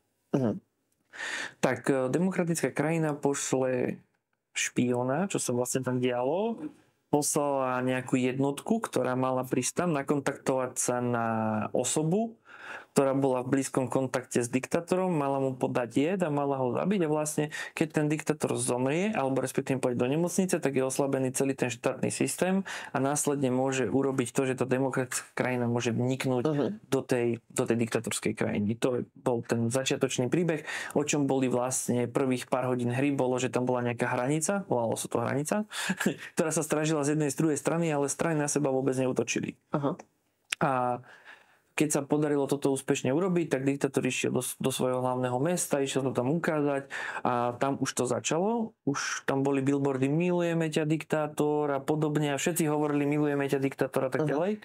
A keď ho teda otravili, tak už potom začali protesty v tom hlavnom meste. A už zrazu tam bola polovica ľudí, čo držala billboard. Čakáme, kým sa uzdravíš a bude to skvelé a úžasné a druhá polovica skabuš konečne, hej? Že zrazu začali byť tie veci. Potom ľudia húfne začali utekať do tej demokratickej krajiny, takže nejaké protesty na hraniciach a tak ďalej. A vznikol ten konflikt, kde sa obidve strany snažili z toho vyťažiť čo najviac a vlastne tú krajinu, tú diktatorskú prevzal najbližší generál, ktorý viedol celé vojsko a tá demokratická krajina v podstate bola stále demokratická, tak chcela nastoliť nejaké vzťahy, kontakty v obciach, nastoliť tam nejakú demokraciu, diktatorský režim a celá armáda sa snažila udržať to. A boli tam rôzne misie, ktoré vlastne všetky zabezpečilo tým ASF, konkrétne Tino, to je úplne master v tomto. Zohnali sa rekvizity, Tino zohnal dielo, nefunkčné dielo, ale dielo, ako nefunkčné. A stávali sa rôzne síla, hej, boli tam bane, bolo to úplne super dedina, tam jeden chalan od nás, vlastne väčšinou sme tú hru chceli ovládať tak, že ako organizátori sme boli velitelia frakcií a tých larpistov, ktorí nejako ovplyvňovali dej tej hry, tak tí boli v tej dedine. A taktiež sme mali nastrčených niektorých organizátorov v tých rôznych čatách, tých armád. A mali sme od nás chalanisko v týme, bol proste automechanik, tak prišiel tam v dedine, postavili sme mu tam stan a ten urobil to, že tam rozobral auto. Takže sme mali reálny funkčný život v dedine, čo bolo super. Akože to bola paráda. Potom boli tie rôzne vyjednávania medzi jednotlivými armádami, mali sme tam rôzne vozidlá, ktoré prevážali tých ľudí. Pre mňa je najsmutnejšie to, že keď ste organizátorom veľkej akcie, ktorú chcete urobiť podľa toho, ako si ju predstavujete, a tak si predstavujete akciu, ktorej chcete byť súčasťou ako hráč a nie ako organizátor. Čiže keď tú hru vymyslíte, je to strašne smutný príbeh, lebo organizujete hru, ktorej chcete byť súčasťou. A ty teďka, jak to zmiňuješ, ty si tam vůbec nebyl zainteresovaný v té hře? A ako čo myslíš konkrétně? Jakože ty na to se díval jenom někde z nějakého vrcholku budovy, třeba jenom jsi to sledoval, jak ta hra probíhá. Ja som bol v podstate tým generálom tej armády diktatorskej. Takže jsi byl diktátor. Ako kvázi som bol súčasťou, ale udržiaval som ten organizačný poriadok, aby sa tie misie plnili a tak ďalej, lebo bolo to formou sandboxu časti, ale z veľkej časti to bolo napríklad to, že jak by som to povedal, z veľkej časti to bolo, muselo to byť ovládané. Nemohol to byť čistý chaos, lebo vieme, čo hráči dokážu vymyslieť. Ano. Stalo se ti tam, že jsi tam musel řešit nějaké konflikty, že třeba někdo ho nepřiznal ránu nebo něco, nebo všichni fakt jedli jako obrovsky férově a bylo to... Je to fair play hra a ja by som povedal, že ono to není úplne tak, že niekto nepriznal. Niekto niekde vystrelí, nevidí, kam to padne, lebo je to na väčšiu vzdialenosť a on už kričí, že ja som po ňom vystrelil a nepriznal, ale áno, sú aj ľudia, ktorí dostanú a nepriznajú. Hej. Čiže toto boli, ja by som to nazval, že pri tej veľkej akcii toto drobnosti, ktoré presne padajú na tých ako larpistov, hej, na tých ľudí, ktorí sú interne obchatí do tých čiat, aby na to dávali pozor. Ale jednoducho, keď máte na akcii 350 ľudí, to... Tak to nejde uhlídat. To je Airsoft. Nebo těžké. Airsoftové základné pravidlo, v podstate, jedno z základných pravidiel, je to fair play šport. A každý sa musí správať, keď chce byť súčasťou toho športu, tak, aby naplňal tú podstatu toho. To, že niekto neprizná, v prvom rade to ťažko dokazuje a v druhom rade sa to ešte ťažšie vymáha. Takže keď ten hráč ide ako som vravel, keď ten hráč ide nadstavený na tú hru negatívne, nechce priznávať, on nemá byť súčasťou tej hry. On má jednoducho sa zobrať a radšej odísť preč, alebo nejdeme si tam dokazovať, kto je čo. Je to šport má ľudí spájať a nie rozdielovať. Áno. Takže Asi tak by som to zhrnul. A tým, že som bol veliteľom tej armády, som dohľadal na to, aby tie misie prebiehali, aby to rozdelenie bolo, aby nejaká nálada bola na tej základni, dotvárať z časti LARPom tú hru, hej, že ako ten generál som si dal ráno nastúpiť ľudí, hej. A niekedy som hral, že som bol opitý, že som tam stál, že chlapi, dneska ráno sa vám podarilo ukradnúť nepriateľskú vlajku, hej, napríklad. Potom zase boli iní rázni, že tam vznikalo nejaké larpové mučenie a podobné veci, že ako bolo to také, že treba dotvoriť tým ľuďom, nech majú ten pocit, že sú v tom zážitku proste obchatý. Úplně prostě, áno, úplne v hlubine, že proste to žijou, že to proste ako kdyby je reálne. Lebo každý z nás ide na Airsoft z nejakého dôvodu. Áno. A častokrát je ten dôvod, že odreagovať sa. A teraz, keď som prišiel niekde a niekde som sa prihlásil na tú hru, tak nie som Jožko Ferko, ktorý si doniesol z domu problémy, ale momentálne som Voloďa Vasimil, hej, a bojujem tu za africkú armádu, hej, diktatorskú, a teraz tu musím za to bojovať, ako na to som prišiel. No. Máš tam aj nejaký fakt jako skvělý zážitek, na který hrozně rád vzpomínáš? Ty, bolo tak strašne veľa. Fakt to... Vtipný zážitok. Mám v týme chalana, ktorý má proste takú chudšiu postavu a dlhé vlasy. A toho chlapca sme sa teda rozhodli, že on bude tá blízka osoba tomu diktatorovi, ale on to zobral tak vážne, že on si proste dal sukňu, priateľka ho prišla namalovať a dal si rúško. A každý pozeral, že ty kokos, jakú babu tu máte? Hej? Všetci, čo si zlé? Že jaká pekná, chalani za nej chodili a pýtali si číslo, nie? A on tu už bolo niekedy tak, že jemu to už začalo ísť na nervy, lebo mal byť nejakú larpovú postavu, ale všetci ho brali ako nejakú ženu, sexuálny objekt. Nazdala to rúško, že čo chceš?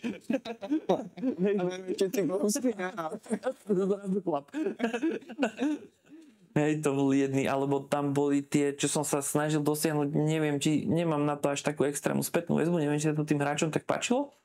Ale napríklad sme tam spravili to, že v noci sme zobrali dodávku, naložili ľudí, mali sme tam jedného príľbou, bolo tam červené a zelené svetielko, pustili sme z repraku zvuk lietadla a kvázi sme robili výsadky, že tá dodávka išla pomaly, oni vyskakovali jak z lietadla von, hej, že mali také navodenie. To bolo napríklad fajn. Tie večerné pokeci, stretnutia, super, ako ďalší zážitok perfektný bol, že mali sme tam vlastne zdravotníkov, ktorí sú povinní na každej akcii. A tam sa kradli do základne ako obálky. A oni spravili to, že namiešali falošnú krv, hej, nejaké vnútornosti falošné.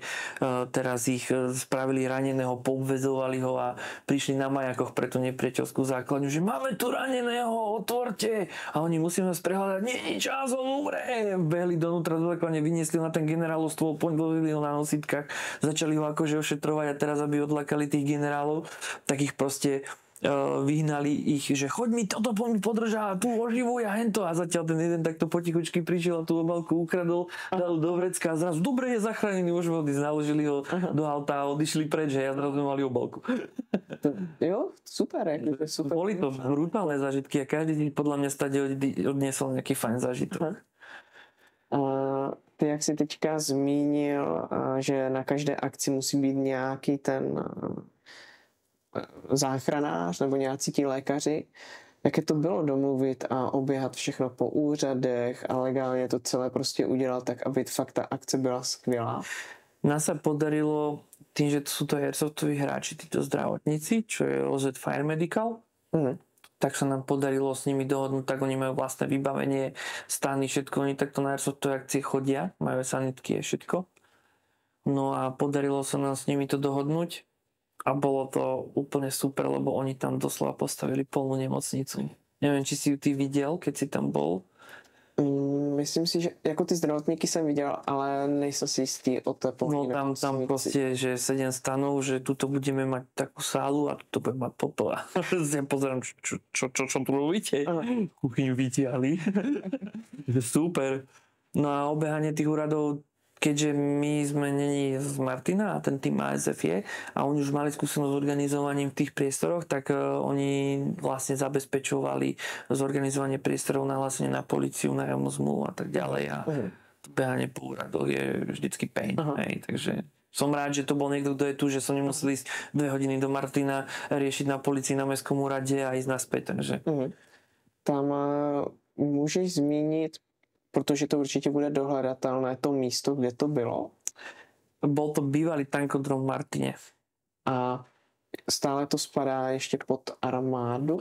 Ono to nespadalo pod armádu, ono to vlastne stále spadalo pod mesto. Aha. Ale mesto už teraz tam vytvorilo dlhodobú nájomnú zmluvu s nejakou firmou, takže škoda, že ten priestor nedá zohnať. A na Slovensku je veľmi ťažké zohnať priestor. Pokúšali sme sa zohnať aj armádne priestory. A sú teraz všelijaké zmluvy, Ukrajina, blablabla. Ťažko. Tím, že tam byli i zástupci třeba od armády, od policie, bylo těžké domluvit to, že tam přijeli ti policisté ukázat ty auta, výstroj, to samé armáda, že tam přijela ukázat těm arsofťákům. V podstate treba obehať tie rekrutačné strediska v danej lokalite, povedať im, o čo sa jedná, čo sa bude diať a momentálne máme strašné podstavy v armáde a oni boli radi, že tam môže prísť a možno získať nejakých ľudí. Čo samozrejme chcem nadviazať na to, čo som hovoril, že prečo som nešiel do armády. Ak naozaj chcete byť súčasťou armády a je to váš zmysel života, choďte do toho. Už je to na inej úrovni, ako keď som tam chcel ísť ja. Určite, že oplatí sa to ísť robiť. Už aj teraz s nami, čo tam prišli, tak som spokojný. Akože už aj tú spätnú väzbu, ktorú dostávam, nie je taká ako... V podstatě už se i víc investuje do těch lidí v té armádě. Už to začalo. Stroje. Pochopili to, ale až keď bolo neskoro, ale áno, začalo to a treba. Proste keď v tom vidíte zmysel života, choďte do toho. Já myslím si, nebo jde to vidět i u české armády, že taky přišli na to hodně pozdě do těch investic. Přišli i na to, že prostě mladí kluci, kteří v podstatě jezdí nebo vidí západní armády, pak přijdou do české armády a sednou do staré V3, tak je to špatné. Je to špatné a pak když náhodou třeba v civilu je někdo vidí, tak si říká, ta armáda fakt má ještě V3. Takže prostě ta investice probíhá, už se to i v Česku mění, v české armádě pomalu. Je to treba. Tak. A my už jsme tak prošli v podstatě tvůj příběh, tvůj život od začátku až do konce a věřím, že do těch nejzajímavějších detailů jsme zašli. Máš ještě třeba nějaký zajímavý detail o sobě, který bys rád tady prozradil? O sobě, o ATC, o Airsoftu, něco zajímavého? Sú také zaujímavejšie veci, že v prvom rade o Airsofte by som nejak začal, že Airsoft je proste pre každého a každý sa mu môže venovať a keď sa mu chcete naozaj venovať, tak sa mu venujte. Časom na to prídete, že potrebujete nejakú psychohygienu alebo čokoľvek. Ale keď sa už mu chcete venovať, tak sa mu venujte na základe tých daných pravidiel, ktoré k tomu sú. Venujte sa na základe toho, že chcete niečo budovať v tej komunite a hlavne, prosím vás, nesnažte sa v Airsofte rozdielovať komunity. Zabrdnem znovu do zlej témy. Slovensko je rozdelené na dve časti a začína, ak sa to náhodou stane, že sa to prevteli do toho Airsoftu, tak už tu nebude pre tých Airsoftiakov, ktorí sa tomu chcú venovať úniku.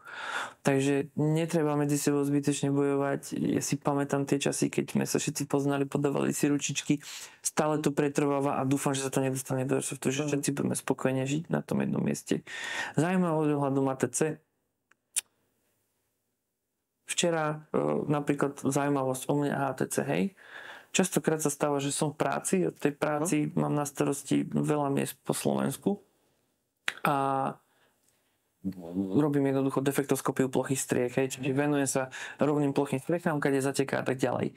A prídem potom náročnom dni unavený a predstavte si, že prídete domov o 4:00, prejdete na Airsoftové ihrisko, ďalšie, ktoré máme partizánske, to je krytá hala. A teraz sme tam napríklad začali robiť nové zábradlia, svetlá sme tam chodili meniť a že snažíme sa tomu Airsoftu venovať a dať všetko. Dať všetko, rozumiete, pojmom takým, že prídete o 4:00 unavení z práce, ale idete na to ihrisko a spravíte tam nejakú novú vec, nech tí hráči majú nejakú obnovu toho. Hej, že není to také, že keď chcete si otvoriť ihrisko a spraviť airsoftový tým, že super, máme tým, budeme spolu chodiť jedným autom na airsoftové hry. A samozrejme aj hráči si musia uvedomiť, že oni si za ten dobrovoľný vstupný príspevok na tom ihrisku nekupujú toho organizátora, oni prispievajú tomu ihrisku na to, aby mohlo ďalej rásť. Že není som pán sveta, že som tam tie peniaze dal. A tí hráči to už začínajú pekne chápať a tie komunity začínajú budovať a strašne sa mi páči, akým smerom to ide na Slovensku proste. Že jak som povedal, niekto si kúpi pušku, vydrží mu to pol roka a odíde. Není to pre ňo fajn a zostávajú zase len tí ľudia, ktorí to chcú hrať. Jo, že sa v podstate přetřídí zrno. Áno. A je to pre mňa je to stále, už som bol v tých stadiách celý minulý rok napríklad, už som si povedal, že vykašlem sa na to a tak ďalej. Tento rok som dostal strašne veľa motivácie, zase ma to chytilo. Chcem sa tomu venovať na airsoftovej úrovni, nejaký balans tam treba dať a hlavne nenoste si na airsoft svoje osobné problémy alebo iné problémy. Choďte si to odreagovať. Hrajte fair play, to je celé proste. Jo, to je super. Ještě, Marťo, jak ty si zmiňoval, že chodíš do práce, vrátí se třeba ve 4, tak v podstatě ty se hned jdeš věnovat tomu airsoftu třeba. No, ja mám napríklad tú halu kúsok od práce, takže ja fakt niekedy skončím o 6. Tento týždeň v útorok, čo bol, tak som skončil o 11. v práci do obeda a hneď som bol na hale a bol som do 8. večer, niekedy do 9. že... Rád bych se tě zeptal ještě na takové, máš přítelkyni, jak třeba ona to snáší, že ty v podstatě jdeš z práce do práce. Podporuje tě v tom? Nebo... Toto je tá vec, ktorú som chcel, že tedy som mal tú priateľku, ja som sa venoval jej a tak ďalej tu predtým. Hej, ja mám teraz priateľku, ktorá ma neskutočne podporuje. Ona má tiež nejaké svoje hobby, ja ju v tom podporujem, ja jej v tom pomáham. Ja mám dokonca, keď sme stávali nejaké veci na hale, mi išla pomôcť. Už teraz je taká, menej som sa tomu venoval, hej, tomu airsoftu už teraz je taká, že doslova vyháňa si zahrať, lebo vidí, že niekedy to slova nevydržanie, že pokiaľ si nájdete partnerku, keď sa chcete tomu airsoftu venovať na tej väčšej úrovni, ako sa venuje napríklad ATC, a nájdete si partnerku, ktorá vás tam podporuje, ešte viac vás to baví a máte oveľa šťastnejší vzťah. Proste to je to neopísateľné. A stále som sa smial ľuďom, ktorí mi hovorili, keď si nájdeš tú partnerku, ktorá bude akože tá práva má byť s tebou, že to spoznáš, že to budeš cítiť. A ja hovorím, nie, to musí byť nejaký rozumný vzťah, ktorý si dohodneme na nejakých úrovniach, blablabla. Nie. Není to tak. Proste ja to neviem opísať ani slovami, my sme spolu rok. Ja mám pocit, že my spolu žijeme už 20 rokov. Prostě to tak samo pekne přišlo, že? Jasné. To, pokiaľ nájdete takú partnerku, ktorá vás bude podporovať v tom, čo vás baví, to je základ zdravého vzťahu. Takže v podstatě v momente, jak přítelkyně někoho takto podporuje, tak je to úplně to nejlepší, co může být. Samozrejme, a to vôbec nehrá airsoft a nepodporuje zbranie. Hej, napríklad. Když jste se seznámili, tak zeptala se tě třeba, co je to ten airsoft? Musel si to nejak vysvetliť. My sme sa spoznali tak nejak predtým, to bolo dlhšie obdobie, hej, rok sme sa tak sporadicky malo stretávali a tak, ale začala to nejak tušiť a potom som jej začal o tom airsofte rozprávať a to je to geniálne na tom, že keď som jej o tom začal rozprávať a videla vo mne to zanietenie, ktoré to mám a ukazoval som jej tie akcie a tie ihriska, tak ona nemusí byť taká, že idem to robiť s tebou alebo podobne, ale proste videla, že ma to baví, tak ma v tom chce podporovať. Že keby som jej len tak povedal, že chodím vám hravať airsoft raz za víkend, hej, tak to nerieši, ale keď vidí, ako ma to baví a častokrát, keď si nosím domov problémy s tým, že máme ten tým a riešime veci a nie každý robí to, čo má a tak ďalej, alebo sú nejaké problémy v tej komunite, tak keď ma vidí, tak ma vypočuje a snaží sa mi nejako pomôcť a podporuje ma v tom. Je to extrém, to sa nedá opísať. Měl jsi, když se ještě takto zeptám, měl jsi někdy nějaký problém, že třeba jsi byl tak znechucený z těch dívek a z toho všeho, že jsi chtěl prostě říct, kašlu na ten airsoft, prostě půjdu jenom do práce a stalo sa ti... Tá otázka prichádza často, akože poviem na rovinu, že ona prichádza často, lebo niekedy je toho veľa, človek je presítený, ako vravím, že ono sa dá chodiť z práce na airsoft alebo budovať ten airsoft a tak ďalej, ale všetkého veľa škodí a niekedy niečo nevyjde a človek je z toho smutný, ale ja to hovorím stále tak, že i keď som akože, nazvime to vedúcko, hej, toho airsoftového týmu, tak nikdy v živote sa neposuniete ďalej, ak nebudete mať okolo seba ľudí, ktorí to vedia robiť lepšie. Ako náhle budete mať okolo seba ľudí, ktorých treba im to hovoriť, ako, čo majú robiť, hej, nepríde nikto s novým nápadom a s lepším nápadom, ako máte vy, tak sa nikdy nikam neposuniete, lebo budete žiť vo svojej bubline a budete si všetci myslieť, aký ste úžasní, lebo ostatní vám to budú pritakávať, lebo oni to tak nevedia robiť ako vy, ale to tak nie je. Proste musíte mať okolo seba šikovnejších ľudí, ako ste vy, aby ste to niekam dotiahli. A hlavne s tými ľuďmi musíte vedieť vychádzať a musíte vedieť, u nás v týme sú ľudia čo pracujú na rôznych pracovných pozíciách, či pre štátnu správu. Sú tam študenti, sú tam tak rôzne povahy ľudí, pri 37 ľuďoch zo Slovenska, že ja neviem, mali sme tú poradu v tej Galante, hej? Bol to 4-hviezdičkový hotel z Wellnessu. Jeden prišiel v obleku, lebo pracuje na nejakej lepšej pozícii, ďalší prišiel s dredami a s deravými nohavicami oblečený ako pankač. A týchto všetkých ľudí dať dokopy, aby to fungovalo, tak to je presne o tom, že musíte mať okolo seba ľudí, čo to chcú robiť. A keď chcete byť úspešnejší, musíte mať okolo seba ľudí, ktorí sú šikovnejší a lepší ako vy, lebo oni tam našajú tie nápady. Ako náhle to ostane na jednom človeku, tak všetko funguje do toho času, pokým má on voľný čas. Ja napríklad teraz viem, že keď by som mal mať dieťa, tak proste partnerka ma v tom podporuje. Mám tam tak šikovných ľudí, že proste to dieťa môžem mať a môžem sa tomu zavšať venovať trošku menej, ale stále to bude fungovať. Ja prídem na airsoftové ihrisko z Bíňov, ja prídem do Partizanského a ľudia sa ma pýtajú, že príklad, ľudia sa ma spýtajú, že čauko, že tu je registrácia, začnú mi to tam ukazovať. Chápeme sa? Chápeme sa. Že podarilo sa tým, čo robíme, sa nám podarilo vybudovať značku. A není naša značka založená na tom, že nejaký Martin Straka. Mne sa páči, keď na Zbiňove mi niekto začne ukazovať, tam je Ovzdona, hej, nejakých hráčov. Dokonca minule sa mi stalo, že mi začal vysvetľovať, že v Partizanskom bol minulé turnaj a ja hovorím, na Zbiňove mi to hovorili. No a oni tam hrali o takú pušku a že to hrajú skoro každý týždeň. Hovorím, to tak není, že tam hrajú každý týždeň. Nie, je to tak, a začal hľadať fotky na Facebooku. Ukazoval mi fotku, jak odozdávali pušku. Nie, a ja mu hovorím, teraz si približ toho človeka, čo tú pušku odozdáva. Hej, že ako mne sa to strašne páči, že sa mi podarilo vybudovať a to je základ toho úspechu, že to vieš odozdať ďalej, že není to založené na tom človeku, ale na tej skupine alebo respektíve na tej značke a ja viem, že keby som teraz odišiel, aj tam niekto, kto bude motivovať, lebo ja tých ľudí viac menej motivujem, že nech to robia a tak ďalej a bude tých ľudí motivovať rovnako ako ja, tak to môže fungovať ďalších 20 rokov. Aj bezo mňa. A to je to, čo ma naplňa a teší. To keby mám zaspávať s tým, že všetko stojí a pada na mne, že to ploknem. A to v podstatě v momentě, jak ty by si další dobu bylo třeba off, že jo, po nějaké třeba operace nebo něčem, tak to spadne. Áno. Takhle ty si vytvořil, ono se říká, že vlastně 5 nejbližších lidí tvoří toho daného člověka. A ty v podstatě těch 5 lidí s těma 5 lidma jsi vytvořil takový, teď to říkám obrazně 5 lidí, ale že ty s tím svým klubem jsi vytvořil prostě tak skvělou atmosféru a takové silné základy, že prostě furt se to může stavět a budovat. Všetko treba budovať od spodu. A ako náhle to niekto začne budovať od vrchu alebo len na sebe, tak čím skôr zakope.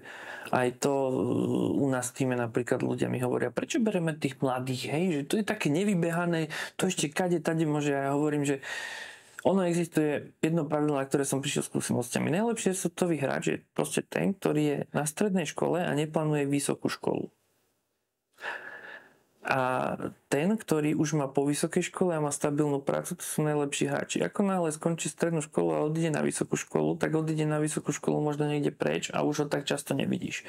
Ako náhle máš niekoho, kto je slobodný, hej, že nemá nejakú rodinu alebo niečo, tak si nájde priateľku a tiež zdrhne preč, hej, vo väčšine prípadov. Na tú chvíľu sa odmlčí a potom sa vráti. Čiže už mám v hlave, viem približne, že aj tie životopisy, hej, a tak ďalej, že už si viem tak ceca vysortovať tých ľudí a viem, ako dlho vydržia a čo budú robiť u nás v týme, lebo hovorím, najrizikovejší je ten, čo vyšiel práve strednú školu, chystá sa na vysokú a nemá priateľku. To je skoro isté, že skončí. Lebo nájde si priateľku a odíde na vysokú školu. To je kombinace taková smrtelná pro ten AIRS, pro toho daného človeka v tom AIRSu. Áno, ale čest výnimka, u nás v týme sú tiež ľudia, ktorí si našli priateľku, ktorí išli študovať na vysokú školu a stále sa tomu venujú. A ten človek je presne ten dôležitý, hej? Že každý jeden je tam dôležitý, ale vieme, že nejakí sú rizikoví a preto je to dané obdobie, ktoré trvá minimálne rok, aby ten človek preukázal, že tam chce byť v tom týme. Lebo to by sme potom mohli byť aj 80, nemali by sme ani kvalitu, ale mali by sme len kvantitu a zatiaľ je to také vyvážené, že je aj kvantita, aj kvalita. Lebo u nás v týme to je taká krása. Máme detachmenty, ktoré sa venujú ihriskám, takže máme detachment, ktorý aktívne nechodí hrávať, ale venuje sa ihrisku. Máme detachment, ktorý len chodí aktívne hrávať. Máme detachment, ktorý rieši zase iné veci. Hej, čiže ono je to tak nejak prefázované, postavené na nejakom systéme, ktorý funguje len vďaka tomu, že každý robí to, čo má. A to je stále to, čo hovoríme. A tam sa vyskytne nejaký človek a stále len keď príde, tak sa vyskytol. Ale postupom času začneme spoznávať tie ich osobné príbehy, motivácie a vidíme, ako k tomu pristupujú. Máme človeka, ktorý je nezodpovedný, máme človeka, ktorý je zodpovedný, čiže vieme, že keď odpovednému dáme niečo na úlohu, tak aj toho nezodpovedného zoberie zo sebou a spraví to. Hej, ako treba vždycky začleniť tých ľudí podľa toho, čo dokážu. To je super, to je super. Chtěl jsem se tě zeptat na nějakou radu na závěr. Ešte som chcel dodať jednu vec. Určite, povídej.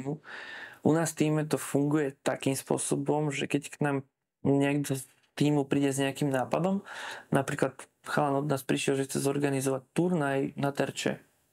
Hovorím, jasné, čo k tomu potrebuješ. On dá zoznam veci, čo potrebuje, to sa nakúpi, to sa mu dá sa mu priestor, môžeš robiť. Čiže my už bereme ľudí s tým, že ak si chceš realizovať nejaké svoje sny v Airsofte, niečo zorganizovať, niečo urobiť, niečo vymyslieť, hej, niečomu sa venovať, tak prídi a vlastne ten tím ťa v tom podporí aj finančne, aj ľuďmi, aj čímkoľvek. A to som chcel povedať, že keď chcete budovať nejakú komunitu a príde tam niekto, kto má nejaký sen alebo plán a predostrie vám ho, a základom je si ten plán spísať, aby si to niekto vedel aj prečítať a čo od toho očakávate. A príde predostrie, povie, toto by som chcel spraviť a je to nejaký význam, že to nie je nejaká blbosť. Je to geniálne, my to podporujeme. My podporíme, keď k nám príde niekto a chce si realizovať nejaké sny a plány, my ich podporíme proste. A môžete, keď je to dobrý plán, môžete rátať s finančnou, s ľudskou podporou, s čímkoľvek. To je to, prečo vlastne dokážeme tak dlho fungovať a stále platí to, že prežije ten, kto je to najdlhšie. Jo, to je super, že v podstatě i když přijde někdo s nějakým nápadem, vy těma zkušenostma zjistíte, že ten plán jako má nějaké rezervy, nějaké nedostatky, tak mu ten plán pomůžete prostě dořešit, dofinalizovat do nějaké skvělé podoby koncové a pak v podstatě se to zrealizuje a vymyslí sa úplne niečo skvelé. A je to jedno, ako to skončí, lebo zase sa vrátim spätne k tomu turnaju na tie terče. Hej, on si mohol kúpiť za vlastné peniaze za 200 € plechové terče a prenajať si niekde za nejakých x ďalších stoviek halu a vyskúšať, či to bude fungovať a nakúpiť ešte do tom boli nejakú zbraň a pritom v týme to stačí povedať, priestor, terče, peniaze na tú zbraň a tieto veci na základe kontaktov a ostatných vecí sú. Proste poď, realizuj sa. Ja som strašne rád, že keď je niekto u nás v týme a príde s nejakým nápadom, pre mňa je to, aké by som dostal morfínovú injekciu, pre mňa je to, že áno, poď konečne, poď sa realizovať. A to je to, čo hovorím, že keď by som to mal riešiť všetko sám, tam turnaj, tam organizácia, tam toto, tak sa stvoknem a keď príde niekto s tým perfektným nápadom a vie si ho od začiatku do konca dotiahnuť, ja ťa podporím vo všetkom. Jo, tady je skvělé to, že ty to děláš tou formou, že necháváš prostor i těm ostatním, těm mladším, že fakt je to takové pro ty lidi motivující, že ví, že když přijdou s nějakým nápadem, tak ty si ho nepřivlastníš a ani ho, když tak nezarazíš a řekneš, jo, pojďme to realizovat, nebo pojďme to vylepšit a pojďme to zrealizovat. Že to může být taky obrovský motor pro mladší kluky. A hlavne bez tých mladých ľudí by sme zakapali. Ano. Lebo sa na stanú starí paprdovia, narobíme si deti, manželky, domy a neviem čo všetko možné, hej. A začneme už fungovať v nejakom rodinnom živote a zrazu už nie je toľko času. Ano. A keď nebudeme brať tých mladých, zase to nemáme komu oddať. A tých mladých musíme tomu motivovať a keď prídu s nejakým nápadom, tak ich postaviť pred krutú realitu, ale zároveň nech si to zorganizujú, nech si to skúsia. Sú to pre nich skúsenosti, ktoré vedia využiť v živote, keď niečo také robia vo svojom súkromnom živote. pracovne, hej, keď dokážu zmanéžovať nejakú akciu alebo nejaký workshop alebo nejakú prezentáciu, ktorú robíme, veď pre nich je to len plus. Už zrazu, keď sa ich niekto spýta na nejakom pracovnom pohovore, už ste niekedy niečo organizovali a on príde, áno, organizoval som Airsoftovú akciu. Môžu ho vysmiať za to, že to bola Airsoftová akcia, ale prišlo mi tam 40 ľudí a urobilo sa to, čo sa malo, výsledok je taký a taký a je to dobré. Plus když ještě ukáže třeba ty materiály, že z té akce, pojďte se, tady jsou fotky, tady je to, co se povedlo, tak najednou v té firmě vidí, aha jo, je to dobrý člověk. Prostě. A má s tým skúsenosť, áno. Nemusíme sa bať, lebo on sa na tom, môže sa na tom popáliť, hej, že môže sa stať, že príde s nejakým nápadom, že to chce zorganizovať, nemá organizačné schopnosti, skončí to totálnym fuck-upom, ale buď my mu vysvetlíme, že neboj sa, spravíme to ešte 2-3 krát, lebo ono to není o tom, že niečo spravím na prvýkrát a vyjde, toto tak neexistuje. Veď aj knižky o slávnych ľuďoch sa píšu len o tých slávnych, ktorí niečo dokázali, hej. Ale to, že to skúsilo ďalších 20 miliónov ľudí, tam nie je napísané, ktorí neúspeli. A preto mu hovoríme, keď to prvýkrát bude a nejakým spôsobom to pôjde, keď to spravíme druhý, tretíkrát, štvrtýkrát, v prvom rade sa to naučíš a v druhom rade už do toho aj tí ľudia, ktorí majú prísť, do toho vložia dôveru. Že proste alebo to môže skončiť tak, že on to odflakne, lebo vidíme, aký má k tomu prístup. Hej. Keď sa tomu venuje a nepríde mu na ten event nikto, alebo mu príde veľmi málo ľudí, je to nenávratné, hej, ako veľa projektov, ktoré sme robili, sú stratové. Tak povedzme si úprimne, to prvé projekty sú stratové, lebo treba počiatočné náklady, dlhodobé udržanie a tak ďalej. Ale on to spraví a ja vidím, že on tomu pristúpal zodpovedne a všetko spravil tak, jak mal, ale nevyšlo to na základe nejakej drobnosti. Ideme na to druhýkrát. A sa nám to veľakrát potvrdilo, že áno, prvýkrát je to stratové, druhýkrát je to stratové, tretíkrát je to na nule a štvrtýkrát, 5., 6., 7., 8., 9., 10. je to už ziskové. Ziskové rozumieme vo forme toho, že to prinesie nejakých nových ľudí, urobí to nejakú osvetu. Zviditeľníte se třeba, že jo, přijdou nějací kluci a řeknou, tyjo, ta hra byla super.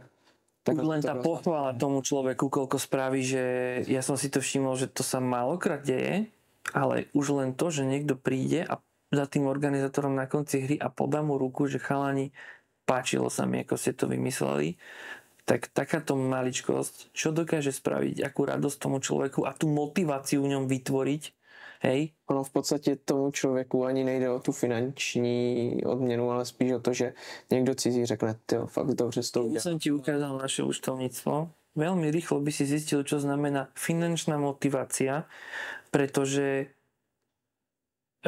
úprimne ti poviem tak, že toto není zisková časť tento Airsoft. To nikdy nebude zarábať peniaze.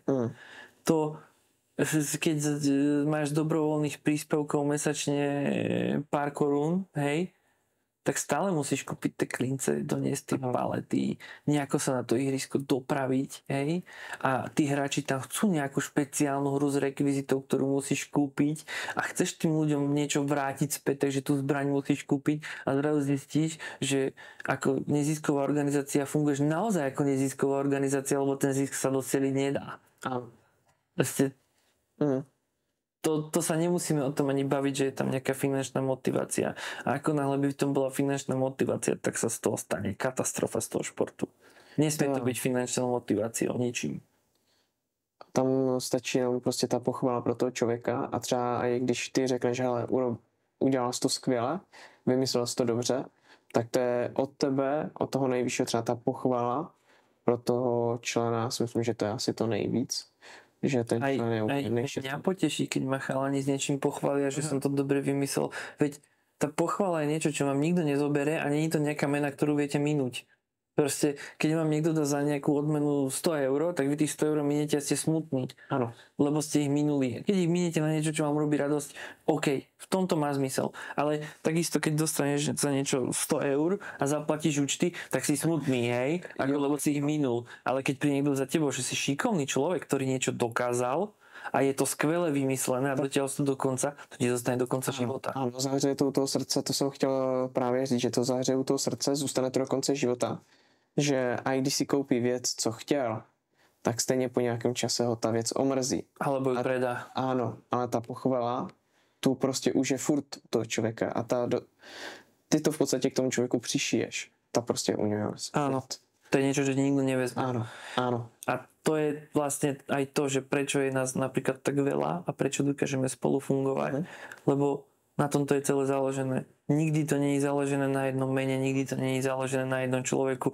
Ja to stále opakujem a stále hovorím. Nikdy v živote by sa za CCčka nestalo to, čo je, keby tam neboli tí ľudia, ktorí tam sú. To je skvělé. Pomalu už se chýlíme ke konci, Marťo. Já jsem o tebe slyšel hromadu skvělých rád, ale chtěl bych, aby si jednu radu úplně nakonec pro kohokoliv vypíchl. Jednu jedinou radu, zmínil si jich tu fakt hodně. Jednu nějakou radu, která třeba tobě někdy pomohla, nebo někdo ti předal, řekl. Nějaká jedna rada na závěr, která může třeba někoho motivovat, pomoct mu. Nechám to na tobě. Nějaká rada. Taká rada? Jedna jediná. Robte to, čo naozaj chcete a čo vás naplňa byť šťastným, aj keď vám to nemusí priniesť bohatstvo, slávu, čokoľvek. Proste vždycky robte to, čo vás robí šťastným. A keď niečo vás nerobí šťastným, hľadajte alternatívu, ako to vykompenzovať. Keď vás nebaví práca, ktorú robíte, nájdete inú prácu a nájdete si popri tom prácu, ktorá vás baví a za mňa robte aj dve práce. Keď vás niečo proste nebaví a nenaplňa, stane sa z vás prázdna ľudská schránka a nič vás nebude baviť a budete na všetkých toxickí, každému budete závidieť, proste rozdávajte radosť a tešte sa zo všetkého, čo dokážu aj ľudia vám blízky, aj okolie, aj čokoľvek. Neuzavrite sa do seba. Lebo potom to nikdy nikam nedotiahnete. Keď budete vysmiatý človek a spokojný človek, zajdete najďalej, ako sa len dá. To celé. Skvělá rada. Nádherná rada. Já věřím, že to určitě spoustě lidem pomůže. Moc za to děkuju. Já děkuji, Marťo, že jsi přijal naše pozvání do podcastu, že jsi předal své zkušenosti, rady, že jsi sdílel svůj příběh od začátku až po dnešní den, nějaký tvůj krásný příběh, že jsi ho sdělil i divákům. Věřím, že spoustu diváků to motivovalo. A já, přátelé, věřím, že vás náš podcast, náš krásný rozhovor bavil a věřím, že nám dáte like, odběr a budu se těšit na naše další společné příběhy. Snáď ešte niekedy. Papa. Ahojte.